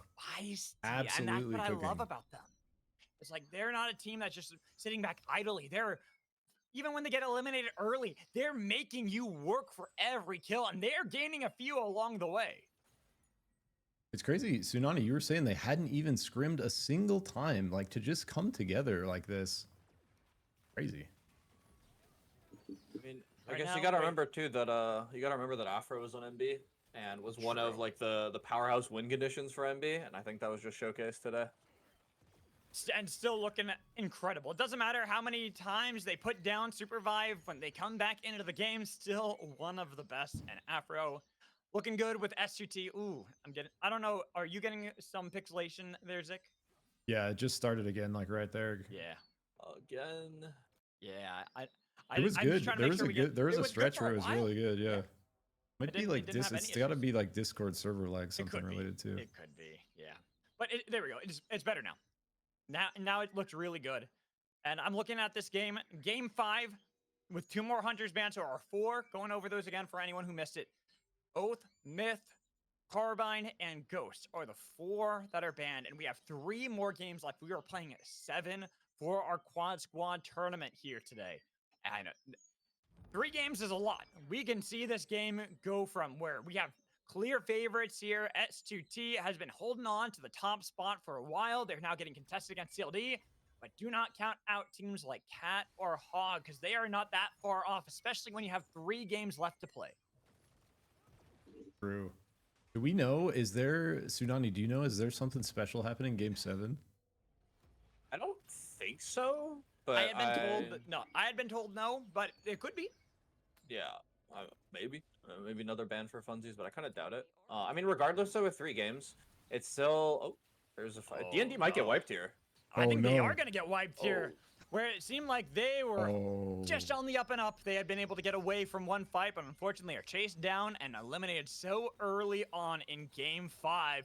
While Cat are trying to slice through SVI and dunk onto Juice, but the punt back might be able to delay the inevitable, trying to get back with the rest of the team, but that rock is in the way while the rest of the team quickly tries to move around, and the B-bomb was able to connect from Krillo as they go for the full engage. But Ooh. Cat almost fighting off more than can chew because they had to trade Kenneth's life for Juice, and they were able to pick up the Wisp, might be able to revive the teammate while Kenneth has been confirmed as death.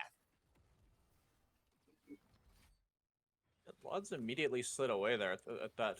Once the fight started shifting to the rails, I think he's insta playing for Rez. Because Maybe. it's Yeah. hard for Yeah, him to definitely. access as a Saros. Looking where they've moved, definitely we're playing for that one, and good thing Tom isn't here anymore because Oh, wait. TKG, that was a good snipe there from Lunaris, but Chilling Finale Oh. and the Storm, goodbye, Tom Kick Garfield. You gave me hope with your weight, Tsunani. Yeah, no, I was like, oh, I've seen Lunaris win these, like, actually, but Lemur had ulti. GG. Exactly. That's like, I love the mention of the Celeste pickup in the hands of Lemur. I think is it the only Celeste out here still? Was it? I think so. I think it's the only. I think Lemur is one of the few players in NA in general that plays Celeste to this level, and just absolutely incredible stuff for TLD. Be able to pick up these wins, and we go to another team that is at the top, tied with TLD, an S2T, waiting for the dive in. Ham already starting that off with a lot of damage on to Evo. Oh, but it was able to get away as it.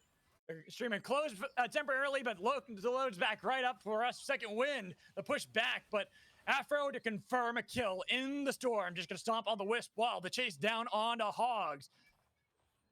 They might not have Afro there, but Wadle doesn't necessarily need that to die, because right now they're getting chased out and not gonna look to survive this one, because that is Ham with the rings behind them too, and having an easy lockdown kill on a Wadle. Just Brawl gonna is be certainly a throwback. gonna be Jack-a-lack and surviving that. So Hog's still in it, but I like. What do you guys think? Last game, 9 squads making it to like, and then we saw like in sub 1 minute, like what 6 squads go 6 out. teams. It was madness. Teams in someone clicked it. It was 6 teams in 60 seconds. That's how fast we had teams drop. There was way too many teams and not enough housing to hold all of them.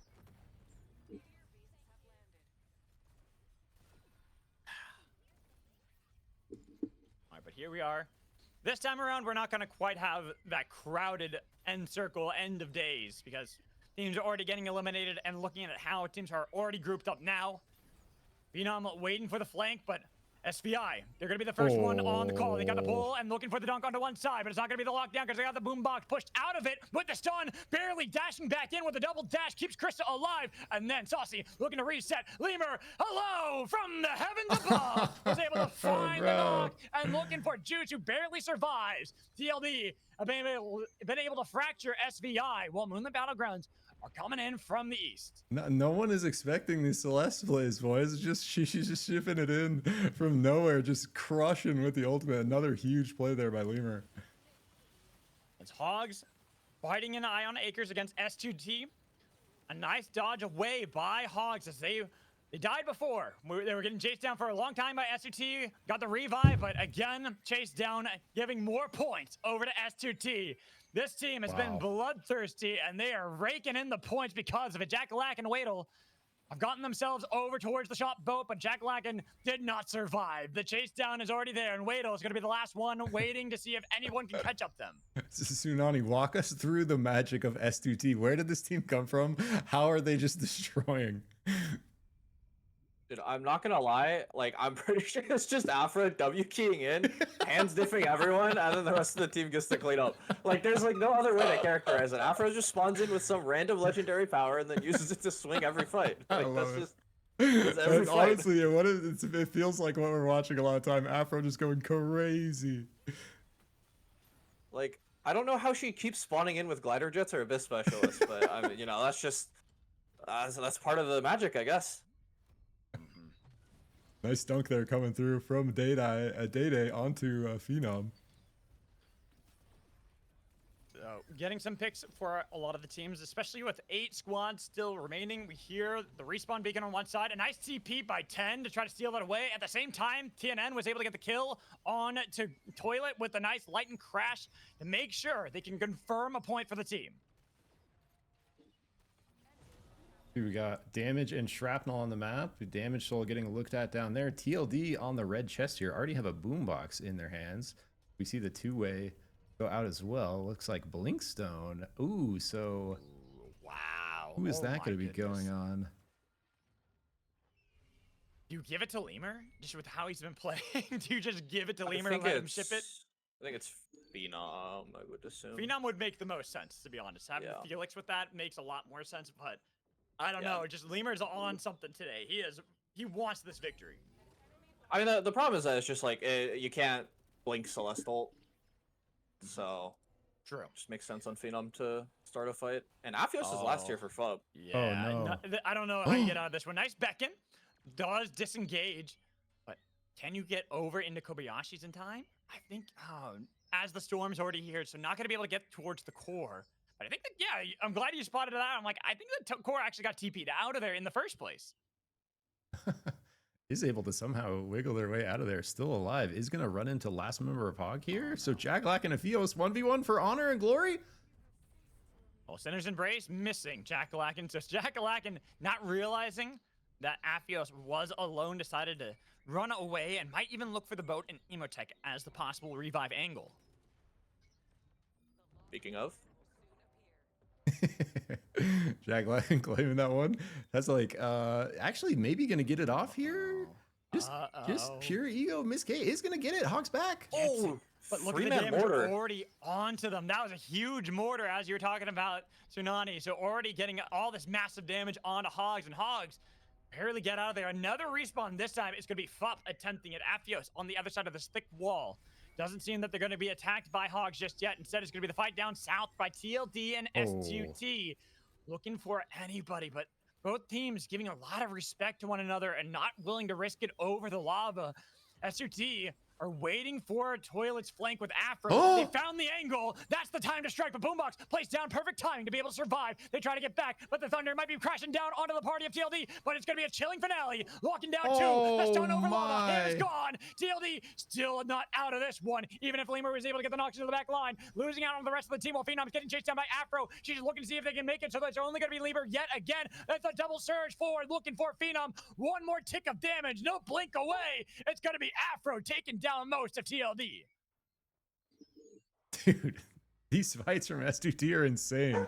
It's just like just like carnage. That whole fight, Afro just lurking to the south, like threatening the flank constantly, and then when it breaks out, just forces the issue. And it's just feels like no one is prepared to deal with this Jewel just rampaging into the backline. And we saw TLD trying to play around it there. Despite that, there's still just this Lemur left. Tsunani, I don't know. He TP'd over the corrupted zone from Soul so he can get a better spot and survive. Might even be able to get the revive inside of OOOTECH like we saw earlier for FUP. But there are too many teams still remaining. While it's not quite as crowded as Game 4, there are a lot of teams still alive. And right there, Miss Kate gonna be a casualty, leaving one more team broken. Oh, Lemur. Lemur, they're looking for the hunt. Another attempt. Pulled away, but on to a zone that survives. Lemur dashing out of there, thankfully survives. Oh, they don't expect it. The TP in to their on top, trying to survive, has gotten down to 50%. Does anybody realize this in time? Bro. They realize now, but they have to stop it. They're trying to push Lemur off. He's going to be able to get away with the train helping him out, but he's got to get the chase down from Cat, looking to see if they can stop Lemur from getting out of danger. And Lemur might have escaped, but it is still dicey for TLD's hopes. You cannot slow this man down. He's just skating all over everyone. Doesn't matter. Last one left. What Power is using the wings in the two-way perfectly. Cat want to finish TLD here. Looking for it. Frozen barricade put down to make sure there's an escape route for TLD. B-bomb on to the TP. Lemur having a hard time getting out of there and using skate into the zone, and even with the glider jet trying to see if they can get back into position and try to get onto the boat, but it's going to be just outside of it, a little bit over to chilling finale. But guess what? Teams are helping out Lemur. S2T coming from the other side. Cat was able to get the knock on to Hogs, but now it's going to be Lemur worrying about Moonlit Battlegrounds. SBI have been eliminated on the other side by 10. While Cat now fight against S2T, wanting to take out a bigger fish to fry, but it's going to be a trade of 1-for-1 at the moment with a lot of damage on the Cat. The snipe from Lemur, taking him out and say, hey, you were looking for me this whole time. I'm right here trying to fight against Lodge, but it's going to be the Sun Blast doing a lot of damage to Lemur with no hope left. Anomaly not the salvation for TLD out at 6 while the fight's still inside. Ham gone. Lucavario low. Sinner's Embrace might miss, but Afro in the fight against Nidhogg will be able to win while Moonlit Battlegrounds have taken control. A TP does get out of there, but immediately is answered back by Height taking the kill. Well, now he's in the middle of 10, dealing with the boombox. Bad spot punted out, trying to survive with the help of the chains. The Moonlit Battlegrounds Height has tried to see if he can hide away from the fight, but he is taken out, leaving 3 for MB. What is going on the other side? I don't know. This is absolute pandemonium. Carnage is wild out here, boys. Afro has crown. 30 seconds left. Lucavario trying to heal up here. Moonlit Battlegrounds trying to finish them since they kind of pushed up in the north of that path to OOOTECH, and 10 finding kill after kill. At first it was Height. Now it's Jang. Hogs are gone. And S2T are down to 10 seconds on the clock. They've got to ride this out. They've got to survive. The beckon to drag back in Afro, but she was able to surge away. The clock will strike 0. Midnight has arrived. 10 now have the veil because S2T are back on their feet. Dude, when the Battlegrounds tried so hard to not let that happen, and it just happens anyways. Encored ISO'd here by this triple nuke. Oh, it's actually so close. Nice placement there, though. Able to live. Now we are in our good and the bad and the ugly scenario. S2T kind of locked in, and if they don't have a jump pad, they have to go through 10 if they want to deal with Moonlit Battlegrounds. But 10 This is not looking like a good spot for them either, and that's why they put the TP down, are trying to escape. Well, S2T are threatening their own TP play, and Moonlit Battlegrounds are already reading the call, saying, hey, if you dare to come into the Chaos Steps, we will punish you immediately. TNN tries to go for the blast into the engine, but not enough damage on a toilet. Instead, it's an Eye of the Storm from RTK, but instead disengaged, lightning crashing into the storm, burns RTK, and 10 down to 3. They're trying to get the revive, but Moonlit Battlegrounds now read the play. It's the time to strike. Lots of damage on each side. Hyde still with a boombox, but it's going to be a Sinner's Embrace, locking down so many players, but it's still S2T fighting their way out of the engine. Aiden looking for the snipes, but taken down by the blast of the salvo, then fighting against Moonlit Battlegrounds. The damage on the toilet, but survives until finally they're taken down. Afro was able to escape, and somehow 10, keep in mind, have not been eliminated. TNN has picked up the crown. So Afro is low, wants to go for the Blackstone play, missed it into the storm. The surge on each side, but unfortunately went up. Gives 10 one more hope and glory to fight against Moonlit Battlegrounds, but instead Moonlit Battlegrounds, they held control, and the lava victory is for MB. Dude, what an insane finish there. I feel like that sequence of events just collapsed so fast. In the end, MB just fighting it out so well. A really nice recovery from S2T to put him in a place to maybe win that. But I don't know, Tsunani, like, what? Can you give me some better analysis than me? What just happened there? Okay, so two things happened. RTK first, like, fell out of his ulti early. So he didn't dash. I think he had no dash either. So what happened? He fell down and then immediately got punched or got pushed into the wall. Almost got one shot, tried to grapple out, died to storm. SCT then took that time to turn, but Ham got spiked like in that little gap, like right in front of them. So SCT lost tempo, and then while they got pushed back once MB thirded, they also didn't TP in time. So Afro was the only person that got two-way TP'd in front of Tien, who had crown. If he just turned around and looked at Afro, I don't know if he got scared or something. Because he didn't see the glow around Afro, but like Afro was last.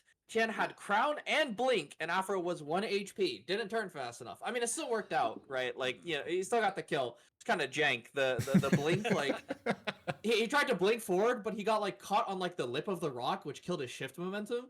And then he didn't punch Afro into the storm. And then Afro almost got the crown pop, but missed one auto in between the double shift. Like it's so insane how close it became because of that. But regardless, 10 get their second. But also have to keep in mind that MB racked up a total of 18 knocks that game. I don't know how many kills they got, but that means that they are like pretty close in contention. S2T built up like a little bit of a lead over TLD, but now it's like it's definitely a three-way contest. I mean, Cat are lingering behind. If they could dominate this game, it could be even a four-way contest. So we'll see how this one plays out. And keep in mind, everyone, we are playing 7 games, so we are going into game 6 in this one. And we saw before game 5 that it was a 2-way tie for first place between the Last Door and S2T, with Moonlit Battlegrounds down. I think, what was it, 13 points is how many they were down. So they're very close to that race towards the top. This victory definitely going to catapult them probably even into first place alone. Wouldn't be surprised if that happens, but of course, we got to keep that a mystery. Want to let everyone guess as we go into these games, because game 6, I think you had a really good point there, Tsunani, talking about Cat as a potential team. Hogs were in that running, but a couple of bad omens are starting to go their way. That last game, I don't feel like they got very many knocks. I don't think they got very many kills confirmed. Their points are starting to now flounder, and they keep slowly falling down the bracket and falling down the scoreboard. So I think it is really up to these 4 teams at the top right now. Yeah. At the very least, this final win will matter. Like this game and then the next game are like I don't think either of these 3 teams are going to be forcing big fights against each other, because they just really want to place as high as they can right now. Also, I want to give a shout out to Moonlit Battlegrounds. Luna giving the Prime sub. Get cooped also with the subscription to the channel, and then Sprocane with the raid. You guys are all awesome. Thank you so much. I even call out that Lord Torunog. I hope I said your name right. Came in with the follow. So appreciate all of you guys for coming in, helping out with the channel. Every sub, every follow, every host, all that stuff. They all help out with the channel so I can do more content, do more tournaments like this where I'm able to cast. Tsunani's been amazing helping out with observing as well. So shout out to Tsunani. And then Zikrick, and we had Tom Kick earlier, who's been absolutely phenomenal.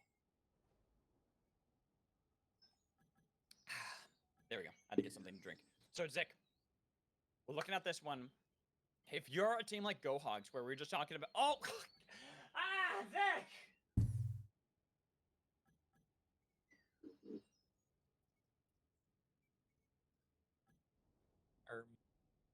Zikrick just gifted 5 subs. Oh, let's go. The GOAT himself, always coming in. Zik, you're a legend. Thank you so much. I appreciate it.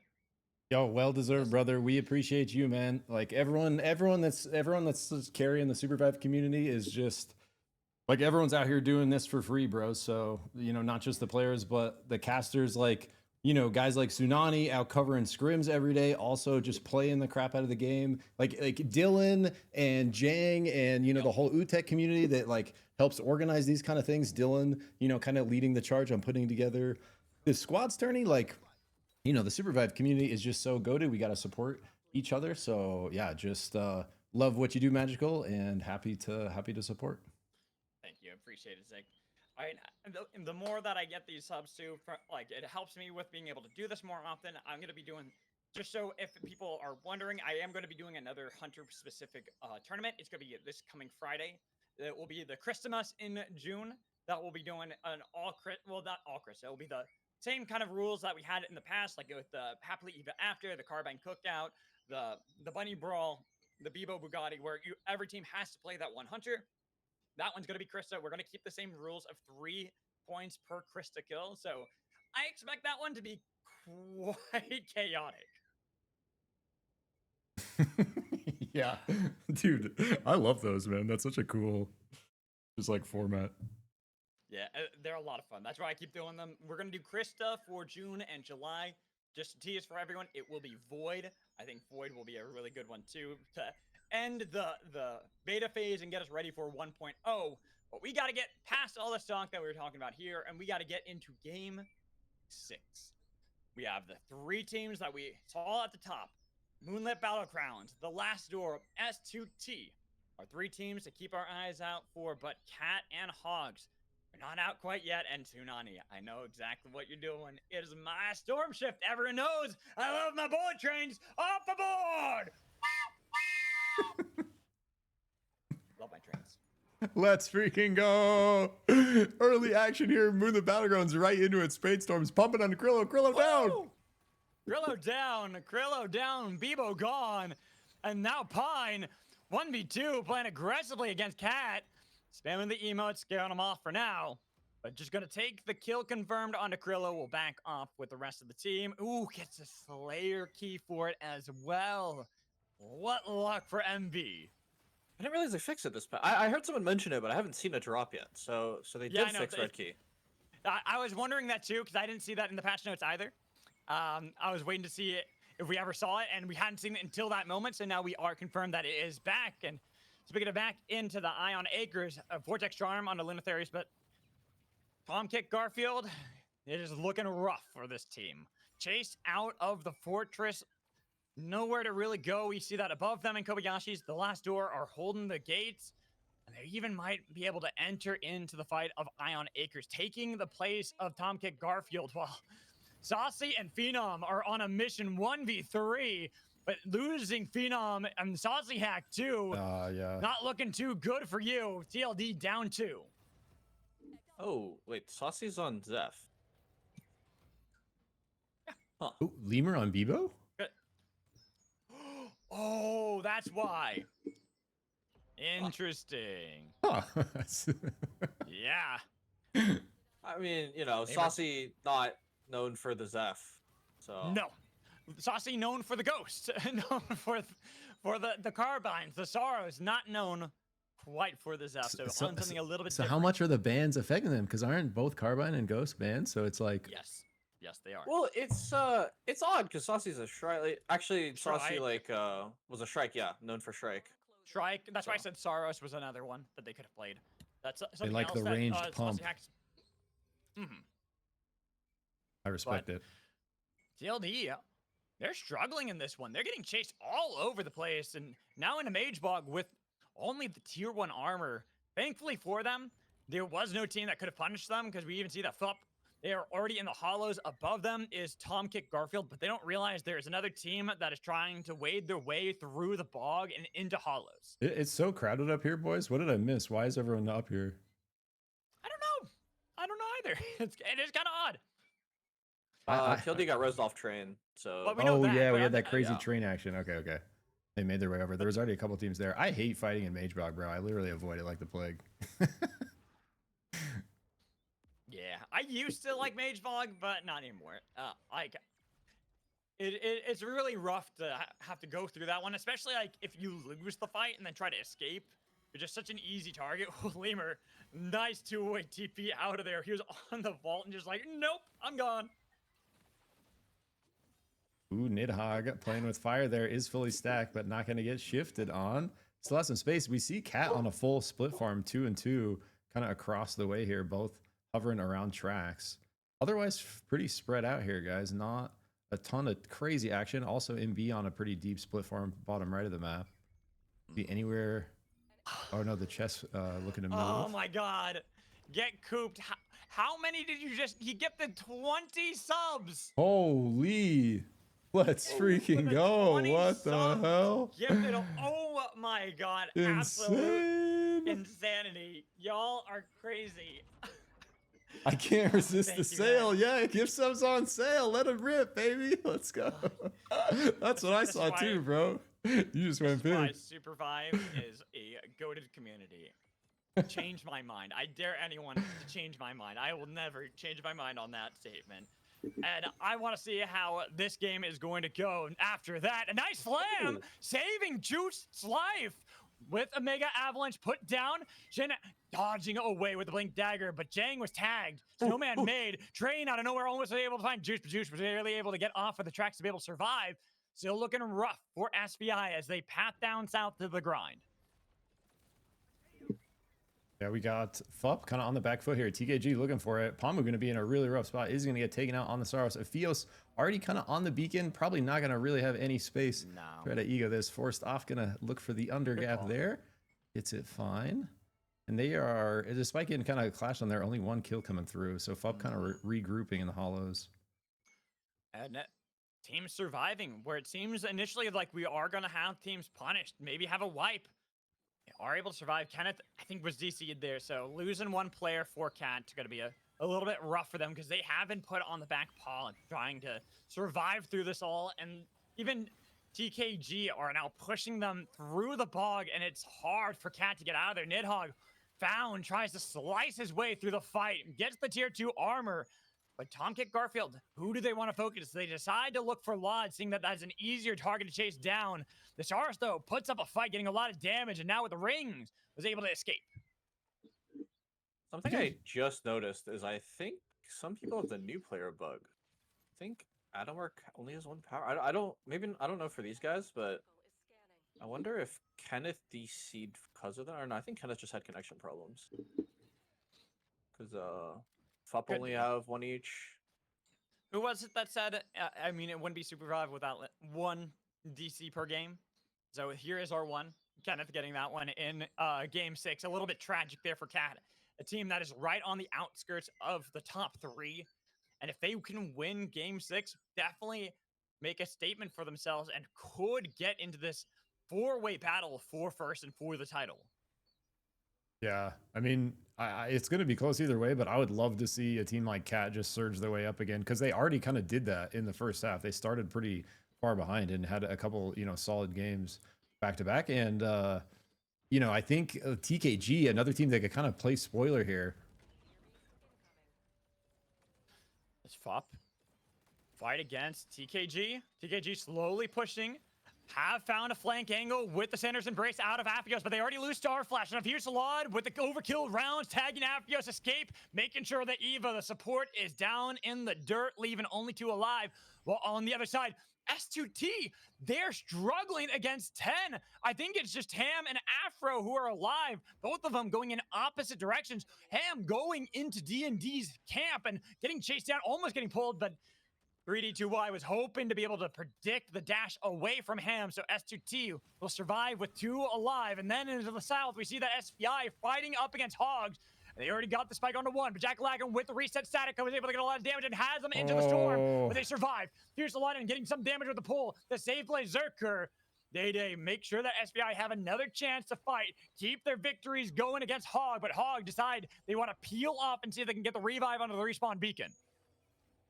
Dude, squads fights are just so fun to watch, man. I feel like trios has been an absolute pleasure, but there's something just when the volume of things happening, especially when you get like a third party coming in, so there's like 12 players just destroying each other. Like it's just like such hype action. Even the clashes like that where it's kind of just like a 4v4 off to the side, like end up being pretty spicy a lot of time. Taking a look at the kind of scoreboard here, yeah, you might be right. Calling out the single powers, potentially a couple of people bugged out here would be very unfortunate. Makes the game a lot harder. You know what's kind of wild is that there are still 10 teams alive. In every game so far, we've had at least one team eliminated in day 2. I got the latest. Even in the game when we had 9 teams in that chaotic endgame circle, we still had a team that got eliminated early. Here, though, every team but one have all of their players remaining. We go towards another fight. It's SBI to chase down Miss Kate. Not Miss Kate, the Berserker. Miss Kate is not playing the Felix this time. Got me juked a little bit by that, but Berserker was able to get away with SBI.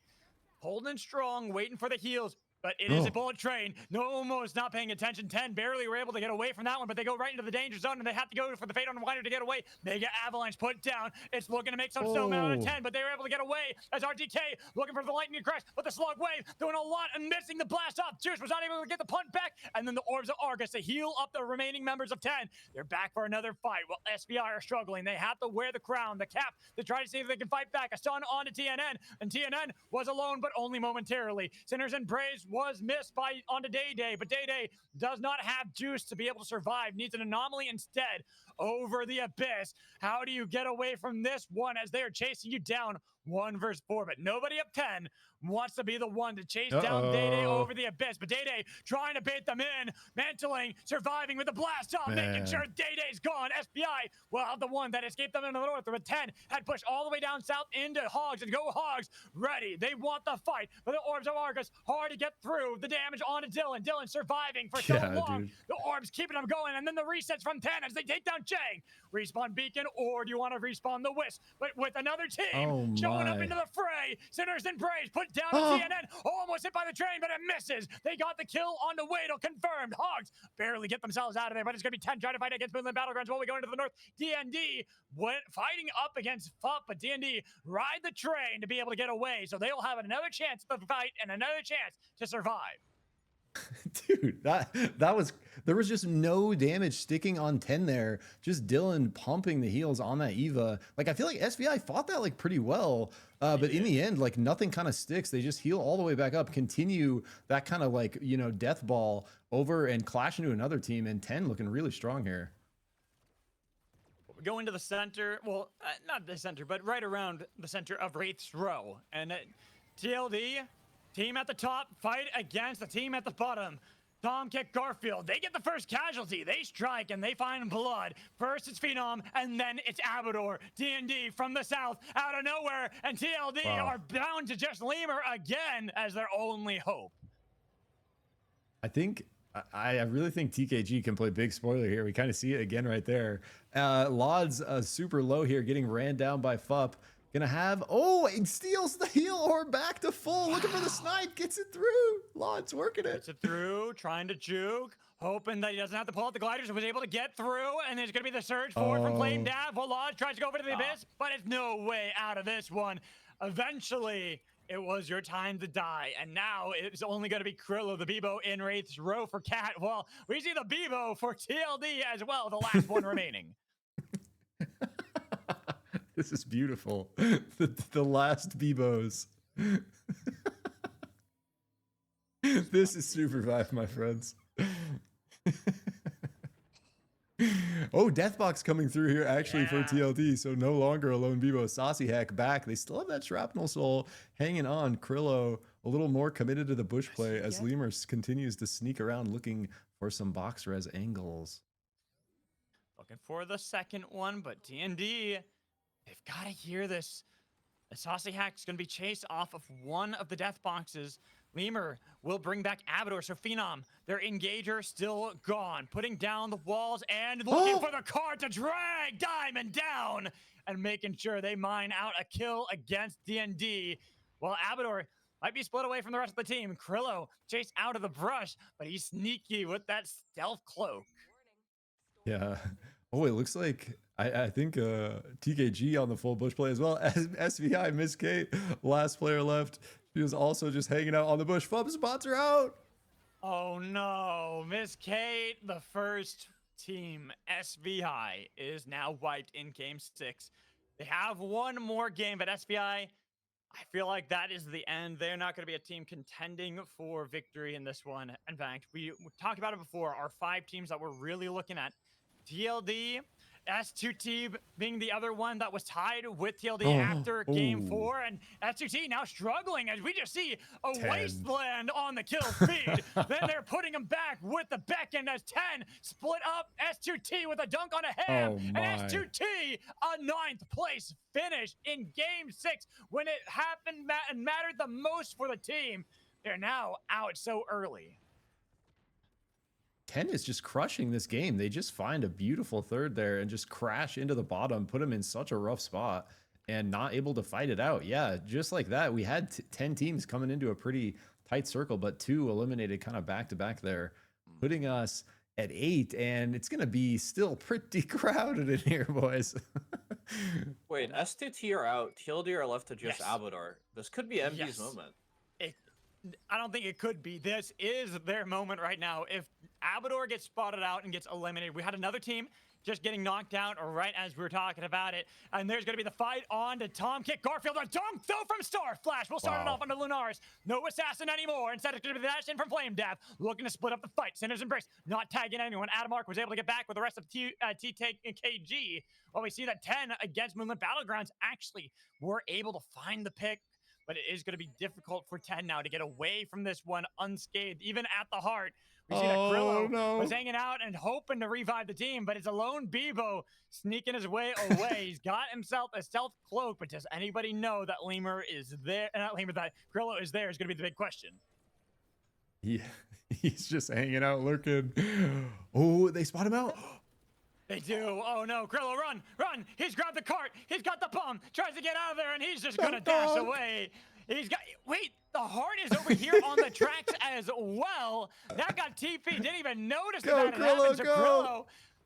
Hoping that no one gets a good chonkers. He does get the revive. Nidhogg's back in. Lodge over the wall with the help of the portal. Him and Nidhogg will be able to survive. Abador spotted out, trying to get the punt back, but instead, he's now in a dangerous spot while we have another team joining the graveyard as Tom Kick Garfield eliminated at 7th place.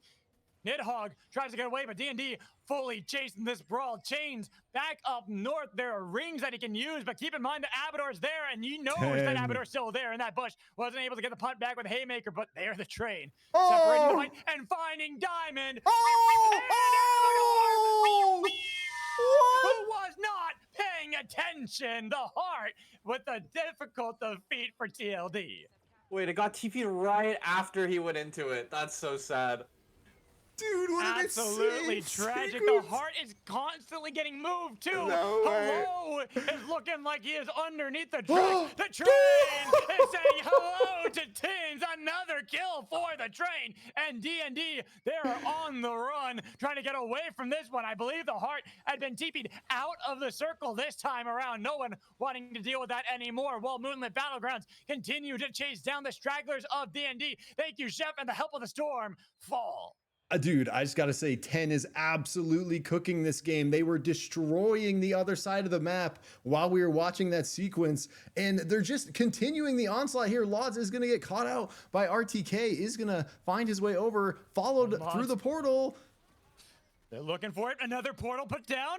Lods, oh my god. Cat have been down to 1 player for so long, and even here with 2 players remaining, they somehow are able to go from a position where it looked like they were going to be the first team eliminated now into the top 4. We talked about how important it is for Cat to win this game. If they can take out D&D up in the north, or if they can find a miracle victory while 10 and Moonlit Battlegrounds fight, it could be their game, their moment Oh, to no. strike.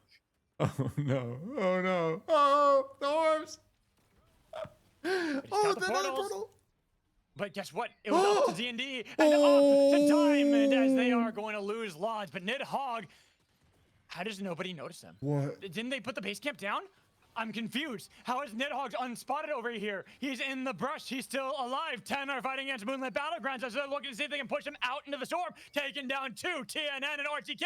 Mega Avalanche not going to help out Dylan. Not when the rest of the team is already down. They're able to get 1 snowman. And then with the crown, almost were able to push him down, but they got the revive already on. And 10 are gone at 4th place. 2 teams with 1 player left. Moonlit Battlegrounds, they only know there's a team on the other side. Jump pad for Nidhogg as he is going to go up north to survive.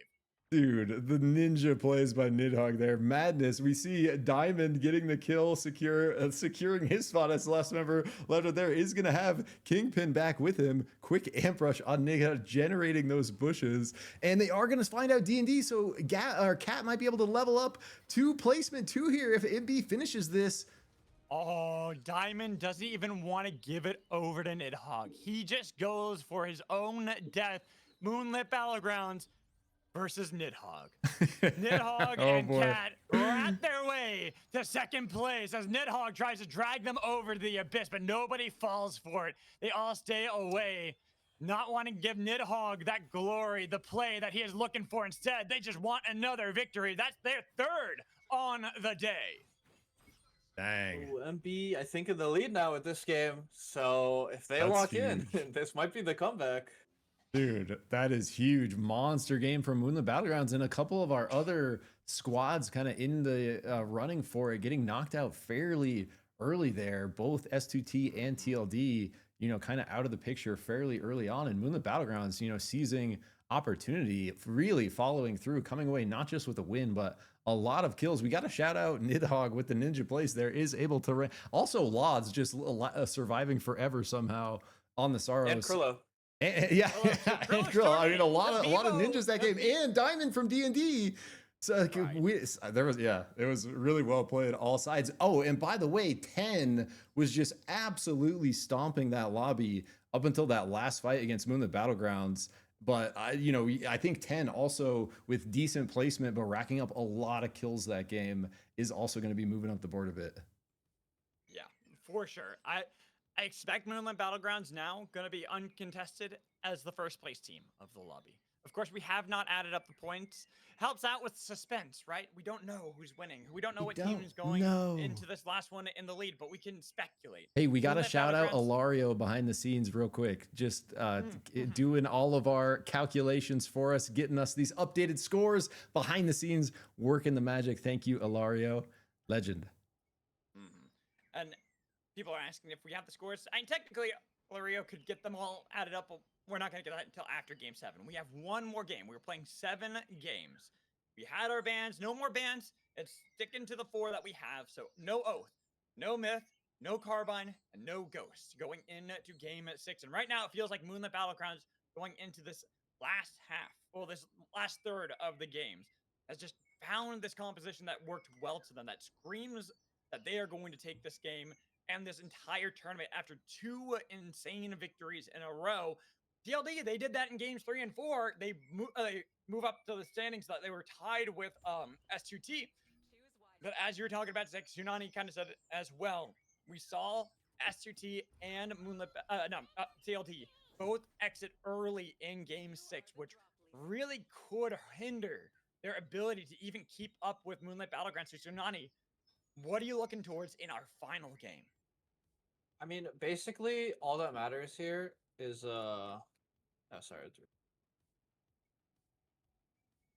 Is what? basically, we're just looking at if MB can get a top 3. I think if MB get top 3, they just win off points. I think so too. I think they have like a pretty sizable point lead. So we'll see. I mean, also that also means I wonder if it's in the interest of TLD or S2T to just land on MB and then try to grief their game. Because how else would you win? You know, you just have to hope another team fights them. So we'll see based off draw. We'll see how MB land. I mean, if MB get a safe day one, they might be able to convert it. I feel like if any team is going to go for that kind of call, it's S2T, not TLD. They're more patient. They more play for the late games. S2T, even though they have yet to win a lobby, have been in the top 3 this entire time because how bloodthirsty they are. They constantly are fighting, and somehow they're scrapping their way to victory through so many of them. And even if they don't have a first place victory, they have the points to back them up. And we go into game 7 here. And we'll see how our teams are going to operate and look at the conical shape of this drop, honing in on Scavenger's Bay. Plane cone. What is a plane cone, guys? How does it work? Someone describe it to me. A plane cone is a snow cone, but on a plane. How does it work? Tsunani. Cone. Still a mystery. Everyone Oh my just God. dropping Cold Fang to murder each other. Here we go. 3 teams dropping onto each other. Tom Kick Garfield, team that has struggled throughout the whole day, fighting against the team in the lead, Moonlit Battlegrounds. They gain the advantage with levels, and on the other side, TLD dropped Cold Fang 2. They fight with some of the remnants of TKG. Well, we saw that 10 or winning against Cat and SGT, or winning against DND. Who wins the Cold Fang Keep victory? Looks like it's going to be TLD who strike first. They saw the gold key drop, and all 4 members of TLD just jumped him. They were waiting for that one. I feel like if you're Tom Kick Garfield on that one, you just feel like you got robbed. You got mugged in the streets by Last Door. And speaking of a mugging right now, What it look like. Hog are struggling to get away. Moonlit Battlegrounds might relent because they don't want to give control of the keep to TLD, who've already Oh. gotten themselves the 3 gold armors. That's scary. Already looking really strong. I don't think MB wants this, even if they do turn around. Wait, Lemur Huddy. Wait. Yo! What? Let's go, Lemur! OFG. Going for the Huddy play here. Doing me proud right now as they are fighting against the Battlegrounds. They put down the barbed wires to be able to pick up Encore first, then Height pushed back and split off. They're chasing this one, missing the pole, but it doesn't matter. TLD, they are the keepers of the keep, and they're going to scare away Moonlit Battlegrounds out of their steep. That's a bold fight to look for there for Moonlit Battlegrounds. Down 3 gold armors just with Grays. They do take it and are punished a bit, forced out. TLD claiming final control of the Cold Fang scrap of the 4 teams that dropped there. Going to be walking out with 3, I think, unless one got jacked, probably 4 gold armor. So really nice start here for TLD. Pretty much what they needed, right? I would have to look and see if TKG were able to pick one up on their way out of there. Because yes, they lose 1 player, but we did see that there were a lot of the other teammates that had left up north through Catacombs, and that's exactly what I was thinking, that Box one of them was robbery. able to find something. Adam Mark coming in clutch, Was it finding really the a angle, robbery every when angle for they were the success. ones You who love to got see it. mugged in the first place? Zick, That's I'm right. just saying. That's right. Gotta get out with something. Like, if you steal from a Wait. thief, does that make you a thief, or does that just make you someone who claims It back makes your you stuff that Aladdin or Robin Hood. Oh, okay. Well, I heard a wait from Tsunani as we look over towards the other side, and TLD, maybe they are mad. They were mad saying, you stole the gold armor from us. That was rightfully ours that we stole from you. Remugged. Scaring away TKG out of Catacombs and splitting them up into 2 directions. There is unsolved mystery over here. A series of muggings happening around Cold Fang Keep, under investigation, ongoing. Report anything I to was just Crime saying, Holland. Aiden like almost got out. It was like so he looked so dead, but Nidhogg didn't get the slam, and he got the 2-shot. Unfortunately, didn't have time to buy. I think if he had items, he was really close to 2-tapping Nidhogg, and that would have been an insane escape. Unfortunately, didn't get it. Also, I just had a thought. It would be so funny just for the plot if S2T win, because they're a team that has literally never scrimmed. They've been running the same comp every game. and they've just been fighting each other the entire time. Like that would be such like a funny team to just end off the squads tourney. Whenever this entire time's like been experimenting with comps, you know, they've been sticking together for like this entire time. And STT just coming Afro comes out of retirement, by the way, because 3 of these players have been like basically AFK. From comp. That's why I'm so excited about them. That's why I've been so hyped seeing how Afro's been playing, especially just seeing the mechanics still there and looking so good. As now Moonlit Battlegrounds, they are getting attacked. They had the high ground, but they lose control. Nidhogg has been scared away by Pine, but they're trying to get the engage from height. While Spade was sniped down by Lodge, they should be able to get onto the whips to survive and keep the team alive. But 10 might be able to third party this one, while Nidhogg chasing him down, put down the bungee shot, trying to pull back in the Eva. Only a little bit of damage on Encore. While we see split off on the other side, that height was getting chased down by 2 of Kenneth and Nidhogg fighting their own 2v2 against Moonlit Battlegrounds, but they're bring over Krillo. They're trying to help out, and they go for the full engage. They're trying to blend the lobby for the teams. They're trying to take out Moonlit Battlegrounds. They're looking for the snipes onto height. Only Spade will get away with the rings to help that out. Huge snipes there by Lodge, just cleaving the backline with that Saros pen, looking really nice there. And right as I say that, Nidhogg getting caught out right after that fight. 10 are going to be able to confirm this kill. It looks like Nidhogg has a bungee out, not going to be able to get the second one as he does go down. Cat, it feels like that's kind of been their day where they win these big fights against teams like Moonlit Battlegrounds, but then they overcommit, they split up, and they get chased down by a whole new team. It's really hard for them to kind of bounce back from this position. Speaking of hard to bounce back, Spade still trying to run as a lone bishop, and Anomaly should be able to help that out. But this is what you were talking about, Tsunani. This is what everyone needs to do right here. Kill Moonlit, right? That's what you were just saying, WinCon. What's happening? Hog just saved them right there. Once the fight up against Cat, notice there's only 2 members of the team, but that allows Spade to get away. The juicy target of Cat has escaped from Hog the saving the day, legit, right there. All right, can Spades pull what the entirety of Cat did last game? I believe. Just go for the Spades go the for the goat. rat strat to survive.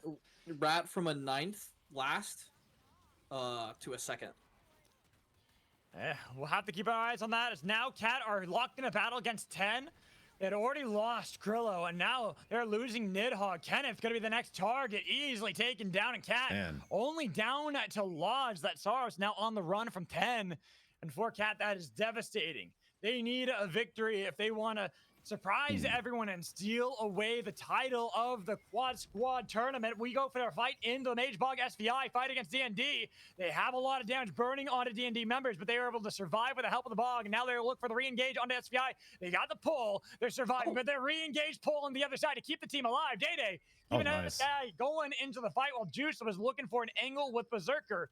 They're not able to do so, not with the Orbs of Argus, keeping them alive. A nice pull, looking for the dunk, slamming that down. One Kingpin gone, even with the flank from D&D. It's too little, too late. Juice might be taken down, but it's going to be answered back. They're trying to see if they can slice their way through, but the heals from Hello are too much to deal with. They have to get rid of the Eva Orb if they want to be able to have the fight. And Berserker, even with the anti-heal, it is not enough damage. This Eva keeps them fighting, keeps them strong on their feet, alive and ready with Day-Day, the only one remaining. SVI having nowhere left to go but into the ground. First team eliminated in our last game of the day. Dude, and what a battle for it to happen. Just insanely close fight there. Not slowing down as we come down to more action. TKG under pressure. Hogs continuing the violence. Grapple in by Wadle. Have the Flame Shield that does a little bit, helps them spike the first kill onto TKG. Then the Mega Avalanche, locking them down on an island. Even with the Chilling Finale, does it help out the team? Doesn't get the stun, but TKG, they're still rearing to go. And then Cat showing up out of nowhere. We're looking for the Tom Kidnap. Not going to be able to land that onto anybody, but Hogs had already gotten the play on Tom Kick Garfield. They feel confident to re-engage if Cat want to stay in strong and try to fight them once more. Yeah, and Hogs like racking up some good points though. S2T need to be locking in huge kill point game here as well to contest this. And if we Moonlit Battleground still on the 1-player quest potentially, as we do see Shade Storms way down here. Chasing off Spade right before the respawn goes for Moonlit Battlegrounds. Devastating now, bungee shot. Trying Oh! to drag back in space. Oh! And done. Goodbye, Moonlit Battlegrounds. And now with that team gone, the title, the crown, the glory is up for grabs for any team. Dude, he Between did these it to two. him. The be seeing down. a good bungee play into, especially lined up into a dunk like that, just so clean, super well executed by Nidhogg. But that's what you were talking about, Tsunani. This is what every other team needed to potentially win here.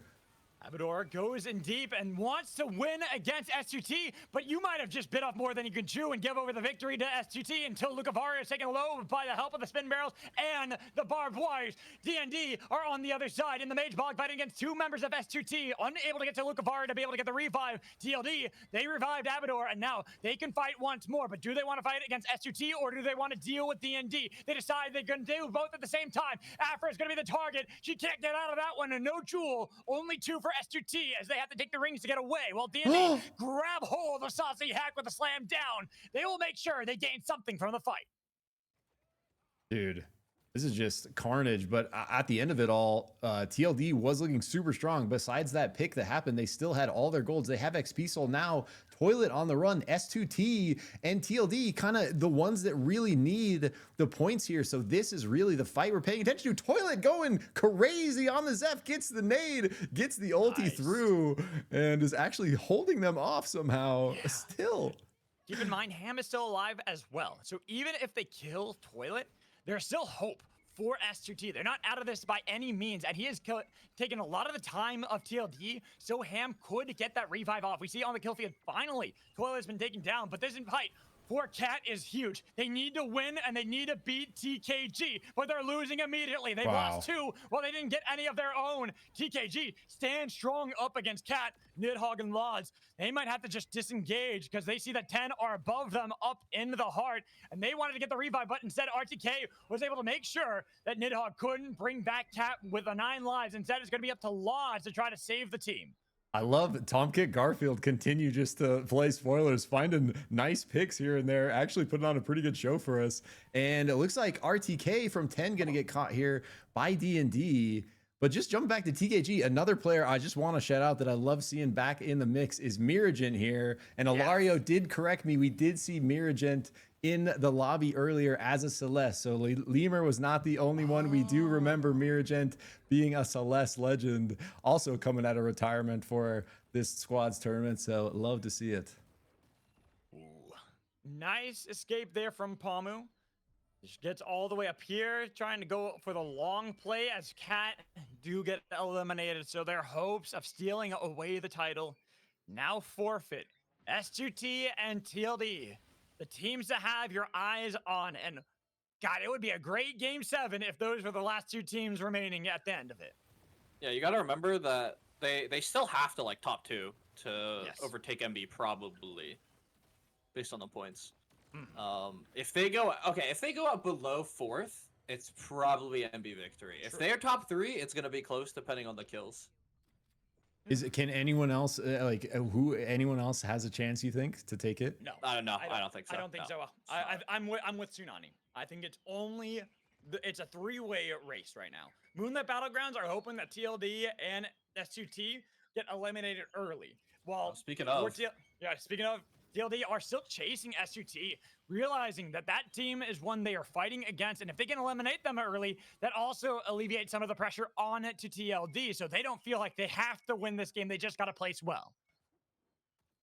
Yeah, and like looking like very strong position to do that, you know. 3 golds, Fate Rewinder on Phenom. Power's looking pretty good across the board, so and pretty good position here. S2T, not so good position. Caught in the middle. Lemur just spraying the machine gun. Hook coming from the south. So much pressure coming down to S2T here. They're splitting up as well, hoping that anyone can survive. And right now, it's looking like Toilet. S2T are having the remaining members go right through the 2. They thread the needle to escape while TLD then look to see if they want to fight against D&D, while D&D are still on the hunt for S2T. But S2T, they've been able to survive for now. The pull missing with the chains there. Afro tagged, but still with the rings behind her. Should be able to get away from this one until the Mega Avalanche is put down. That's why they all bail from the rails and don't want to fight anymore. But they got to keep in mind that Go Hogs, they had already been in position. They could be be the team to take down S2T. Flux Snare lands on a Jang's Jang's caught. combo, helps to take out the kill onto Jang, while Hogs, they lose the one member. They decide they don't want to lose everyone else, and that is why they are on retreat. Dude, this is like getting spicy up here. We see multiple teams hearing the action, lurking in. TLD looking to clash, but D&D potentially fighting the third party. DLD sees it, kind of slows down a little bit. S2T, still the team getting pinched here, taking so much damage. Toilet's down. And they use the tag team combo to take down Toilet, while S2T, they have been able to get away. 3 members are still alive, and they got themselves a crown. D&D do not relent. They want to be the true spoilers in this one and deny S2T the victory that they've been gaining through points alone. Nice. Dylan getting the res on Heart down here. Super clutch. Gonna keep 10 in it. 10, another team that's been looking super strong. FUP actually having some really good moments as well. I think the competition in this lobby is actually so freaking close. We see so many fights going just inches, you know, either way here. TKG on the bush lurk. 10 maybe doesn't know. Tom kick Garfield. I mean, there's a lot of scenarios right now where we can see some crazy final game action. The fight from TKG as they do lose Lunaris first. It's going to be Adamark trying to get into the back line, but instead it's going to be right on top of the rest of 10. Flight of the Firefox doesn't help him out outside of getting Dylan, while 10 do survive. TKG hold on to land. FUP slowly are pushing their way through the storm and through the battlefields. They were down to only 1, and now with a revive, they've been back into the game, and 10 are pushed out into the storm. Oh, TK was able to find the snipe onto FUP, taking out 1, but then the snipe reciprocated back onto 10. RTK has to dodge away, somehow gets away from the fight, but with no health, no armor. The sniper's behind you, honed in on your position. You're up in the air. Well, Lucafario has the crown. You couldn't get near. It's a dash away, but with the second win, RTK spotted out by Lemur and TLD. Deny 10 that miracle victory as S2T. They find their own miracle. They get the most wanted crown proc, and then the fight. They have to be careful because Afra's already been taken low. She doesn't have a real way to get out of this one with the putt back, pushing him into the storm, trying to heal up with the second win. But keep in mind, they've been split up, and Lucafario, who saved the team, has been put down into the dirt, while TLD, they overcommitted on to S2T, and that's why they decided instead to focus on a Tom kick Garfield. They want to remove one more team, move up placements, but who do you focus on? Stragglers for TKG as well as S2T. Insane, just Ham left, barely makes it out to the top. TLD want that kill confirm on S2T so bad. Violence continues down here. Hogs, huge pressure out on the D&D. 3D is down, and Abador takes out Ham, so S2T is gone at 6th. Violence continues down here, though. D&D trying to heal up, get the kill confirm onto Shin, give themselves at least equal footing, but TLD continues to find the third. Cannonball sent out at the Go Hogs. FUP on the other side of the wall. They could deny Jang his escape route, so they're going to take down more members of the Go Hogs, while Wadle and Jackalacken have pushed up north, trying to take the long play away. We heard there is a crown. Someone's got it. Thank you, Chef and Adamark. Adamark on Kingpin, no, on Felix, sorry, waiting for those angles on who is going to try to dash towards them, beckon to drag back in the Fogs, get them out of their den. And TKG still alive. Wait, where is the flight of the Firefox? Too little, too late. TLD deny that one. Then the fight against D&D. Wow. As Thank You Chef is going to be the last one remaining. Hello had so little health. It was only a matter of time before they fell. And now it's a brawl to try to save the day for D&D. Dude. TLD looking dominant, one of the, you know, literally potentially the best squad of all time, maybe contested only by Bomba in another region, but showing us, you know, the magic here in the final game of our squads tournament. Love to see a TLD domination continuing as they make their way south here. Phenom on the red armor, Favor Winder, Fox looking at FUP. TLD scaring FUP back into the territory they don't own. Thank you, Chef. With 45 seconds left on the clock, you've got to survive the blast away. TLD, they've decided to separate. They were chasing FUP, letting the crown go. They'd rather get the points and they get the easy kill on to Afios first. Then the spike to take one more out. Star Flash left, Slug Wave out, but they burst damage on each side as Jackalacken wearing the crown. They try to go for the engage. Wow. They didn't get it, so close, but Hogs unable to collapse the victory back for the team, while Jackalacken now chasing down south with no health and no way out of this one. Jang is Oh. gonna die pretty easily in this fight. TLD just need to move north. They've already honed in on Jang's position, and we still have 2 crowns at play. 3 seconds though. Thank you, Chefs is up. So actually in 20 seconds on Jack Lackens, they're looking to just crush Jack Lacken here before TLD can make their way down here, but they're already here. Did you see how quick D&D, the moment the crown proc, were already dashing it towards Hog? They wanted to get that immediately onto Jack Lacken. But Jack Lacken, only a few seconds left. Nice search, trying to get away. Should be able to survive long enough. Eye of the Storm, and then away. Blast off missed from Saucy Hack. A little bit late on that one, so taking free damage from the Storm. D&D, while they might have shattered armor, they don't have shattered hopes. They want to fight back valiantly. If they can take this moral victory, they were fighting against Hogs for so long. Now they got to deal with the last door, and they already released 3D, 2Y, while Hogs are looking for the flank onto D&D. D&D have to kite backwards. They have to avoid the lightning strikes to survive, while Hogs throw out the Fusillade, waiting for the dagger, but don't follow it up. Dude, this is just so close out here. I mean, like, so close for, like, these teams like TLD just lurking. And Abador gets one through into the slam. Actually, huge pressure out. Hogs getting deleted. Yeah, keep in mind, too, they had put down the chilling finale, but Jang couldn't do much on it. It's looking like a finale for Hogs or for D&D as both teams on the run. Weidel just hoping for placement at this point to try to take down Hello, using the Flight of the Firefox to try to get over to Jang, but Saucy Hack was there that entire time, trying to defend the Wisp to make sure they gain the point. Well, thank you, Chef. Waddling around. It should be an easy stomp for TLD, and it's only 1 player on both Hogs and D&D. Is this going to end in a gunner victory? TLD ready to take the victory lap. This is right now, TLD are gaining all these points too. So if it was at a hope of point placement from kills, TLD might have just shot over the moon to be able to beat Moonlit Battlegrounds. And looking at where Weidel right now is positioned, same with Diamond. Where are the crowns are where TLD stand. 1v1. 1v1, but TLD watching on, waiting to see who will take the lead and who will take the win. They don't even want to intervene. They wanted to let the 1v1 be Respect the honorable, 1v1. the duel there. But they might have to eventually, because it seemed that Diamond did not want the duel. Instead, he wanted the placements. So Diamond could get chased down pretty easily. Lemur throwing down the spin barrels. I feel like they want to give the kill over to Lemur. They're just having a good old time with this one. We know who wins this.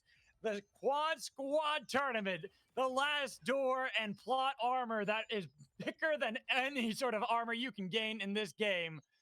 I don't know who can stop TLD when they have the clutch factor on their side. The best squads SUPERVIVE team, TLD, locking in the final game here, showing again, even 1 player down from the original squad, why they are superior. So right now, I know what they're doing. They wanted to let Diamond get the revive, and they need more points. They want the kill points to guarantee victory. So Diamond picking up that crown pretty much guaranteed this game is going to go longer. And Diamond is hoping that TLD are going to get caught out in a bad spot and have a miracle spike where then suddenly D&D might be able to win this game. Is this legal? I mean, I don't know. I'm not the tournament organizer on this one. I'll make it legal. I was like, I have no idea if it's legal or not, but that's going to be up to Dylan and Jang, the ones who organized this one, to say whether or not these points are going to count. Because right now, Diamond tries to go for the fight onto Abador. I think they're getting the word saying, fight, you cowards, someone go for it. As Diamond tries to be that one to get it, getting a little bit of damage onto TLD. Spin barrels, little health for Diamond. And Diamond will finally die, killed off by the help of the barbed wire. So TLD, they've got to be the team that wins the Quad Squad Tournament. We'll wait. We're gonna wait for a little more. I guess we're gonna wait a little for the more official points to call it out. Yes, yes, but, we are. You know, dread it, run from it. Wait as long as you can, but like Savajik, TLD in tournament form are gonna wrap it up, take their first, and we'll see take the second and third. But overall, just a great performance today. I feel like Lemur only really performs when there's a lot of pressure. There has to be like this added pressure to each game, and that's when Lemur is just like, all right, I'm the GOAT. I know how to do and play this 1v20. I don't care. I'll still win.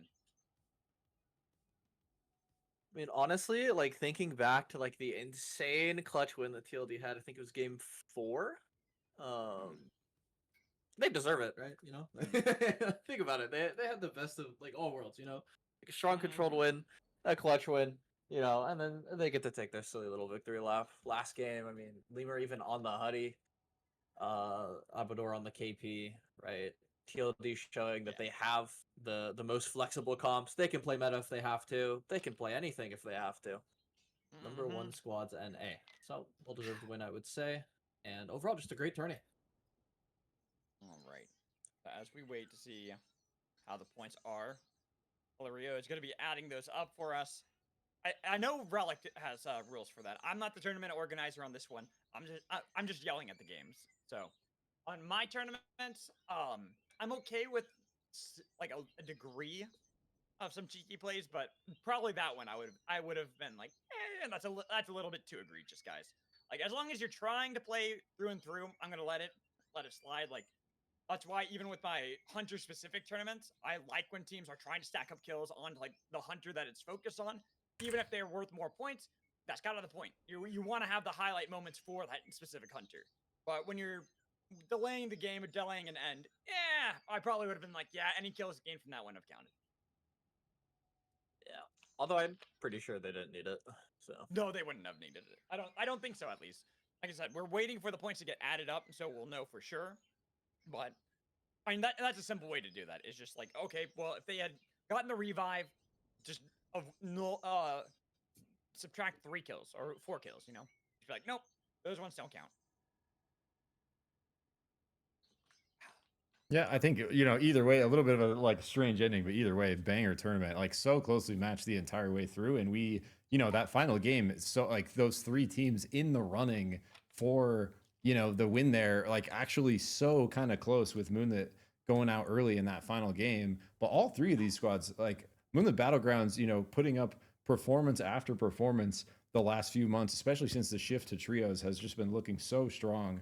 And coming out, resurging in the squads event here, continuing to show really good form. And we also have to shout out S2T coming in out of nowhere, absolutely decimating off the back of Afro, just eviscerating team after team with those surges, and just some beautiful SUPERVIVE to watch. So thank you, Afro, for returning out of retirement to put on a show for us for the squads event. Absolutely beautiful to watch. And that whole team was just super goated for not having scrimmed to come in against these level squads and stack up like that. Like, I know each individual player is goated, but there's a very real amount of team synergy that has to develop, and especially when you compare that to teams like TLD who have, even though just 3 of the members, really, really tight team synergy. But yeah, just huge shout out to really all the teams. Like I think all the way to the, kind of bottom of the lobby or the scoreboard, really, it's like really competitive all the way throughout. And I think, this was probably one of the most competitive lobbies we've seen in NA in a minute, just kind of how closely matched each team fight played out. And there was, never a moment where like a bottom squad couldn't take out a top squad. We saw top squads dropping left and right early across different games. So really fun to watch. I just love SUPERVIVE. I'm just gonna be honest. I love watching SUPERVIVE. I love casting SUPERVIVE. They're some of the most hyped games. Like that's something that I can't wait for when we get to full release and we have more tournaments going on. Just casting this game over and over again, because you can see like for League of Legends, it feels like that's a game that I've seen pretty much everything that's happened in that game. But SUPERVIVE, there's so many things that could happen because there's so many players playing that you can see something that no one else has ever seen. Like, I'm not going to say this hasn't been seen, but that train play where the heart got the kill on an Abador who jumped onto the train and then the train pulled them into the heart to get the kill. That was wild. Yeah, that was tough. The heart, I love like putting just the idea to teleport the heart onto the tracks during the bullet train game. It's like, surely this will result in at least 1 kill, and lo, it does. I think the tourney today is also like a great shout out of like how, for the most part, the average team level or the average skill level of all the teams has like risen. Like people are still grinding, people are trying to Yes. play every single day, gotten better. So the lobby quality has risen. I mean, there are probably some doomers in the best teams that want to say everyone else is still bad, but like you could see it here. Like fights for the most part, we're all close all around, right? So I'm excited for the next tourneys that are coming up. This I think is our last like hurrah to squads. Kind of like a throwback event, which was great to watch. But focusing back to trios, focusing back to how teams, I guess, build their like strongest rosters. Because we are, we don't have a for sure date yet, but we're surely closing in on it, right, fam? So getting prepared for the 1.0 launch and like really locking in that trio squad. And it's going to be really cool to see. Like, Tsunani, you talk about the skill level rising, and I completely agree. Like, SUPERVIVE has just gotten way more competitive over the months it's been out, however long it's been now, 8 months or whatever. And I think, the players that have been grinding are going to find themselves in a situation at launch where like it's just going to be really fun to see this huge surge of new players, but everyone that's been putting in the time, going to be definitely at an advantage, kind of right off the go. Not just in comp, but even just like on the ranked ladder, right? We have the standing. So I'm going to swap over the screen so people can see. So 10th place, SUPERVIVE Illuminati. They find themselves at the bottom with 28 points. And after that last game, Tom Kick Garfield move up to 9th place with 41. 10th place goes over to D&D. 8th place goes over to D&D as they had 58 points. And then 7th place, FUP. They barely were able to get themselves up there, kind of right sandwiched between them and the 8th place and the 6th place with 73. And then we have a pretty big jump to a tied 5th place between Go Hogs and 10. They are tied. And then right above them, we have Cat 5 points ahead of them at 100, hitting the triple digits. But what everyone's been waiting for, our top 3. Let's Starting go. off, 3rd place is S2T, 132 points, Wow. which means we are down to Moonlit Battlegrounds and TLD. Who wins? Who takes the title of the Quad Squad Gods? That goes to TLD at 1st place with 162. Moonlit Battlegrounds, well fought, but that early exit in the final game only puts them at 149. 13 points behind TLD. Well, yes, it puts them 17 points above S2T.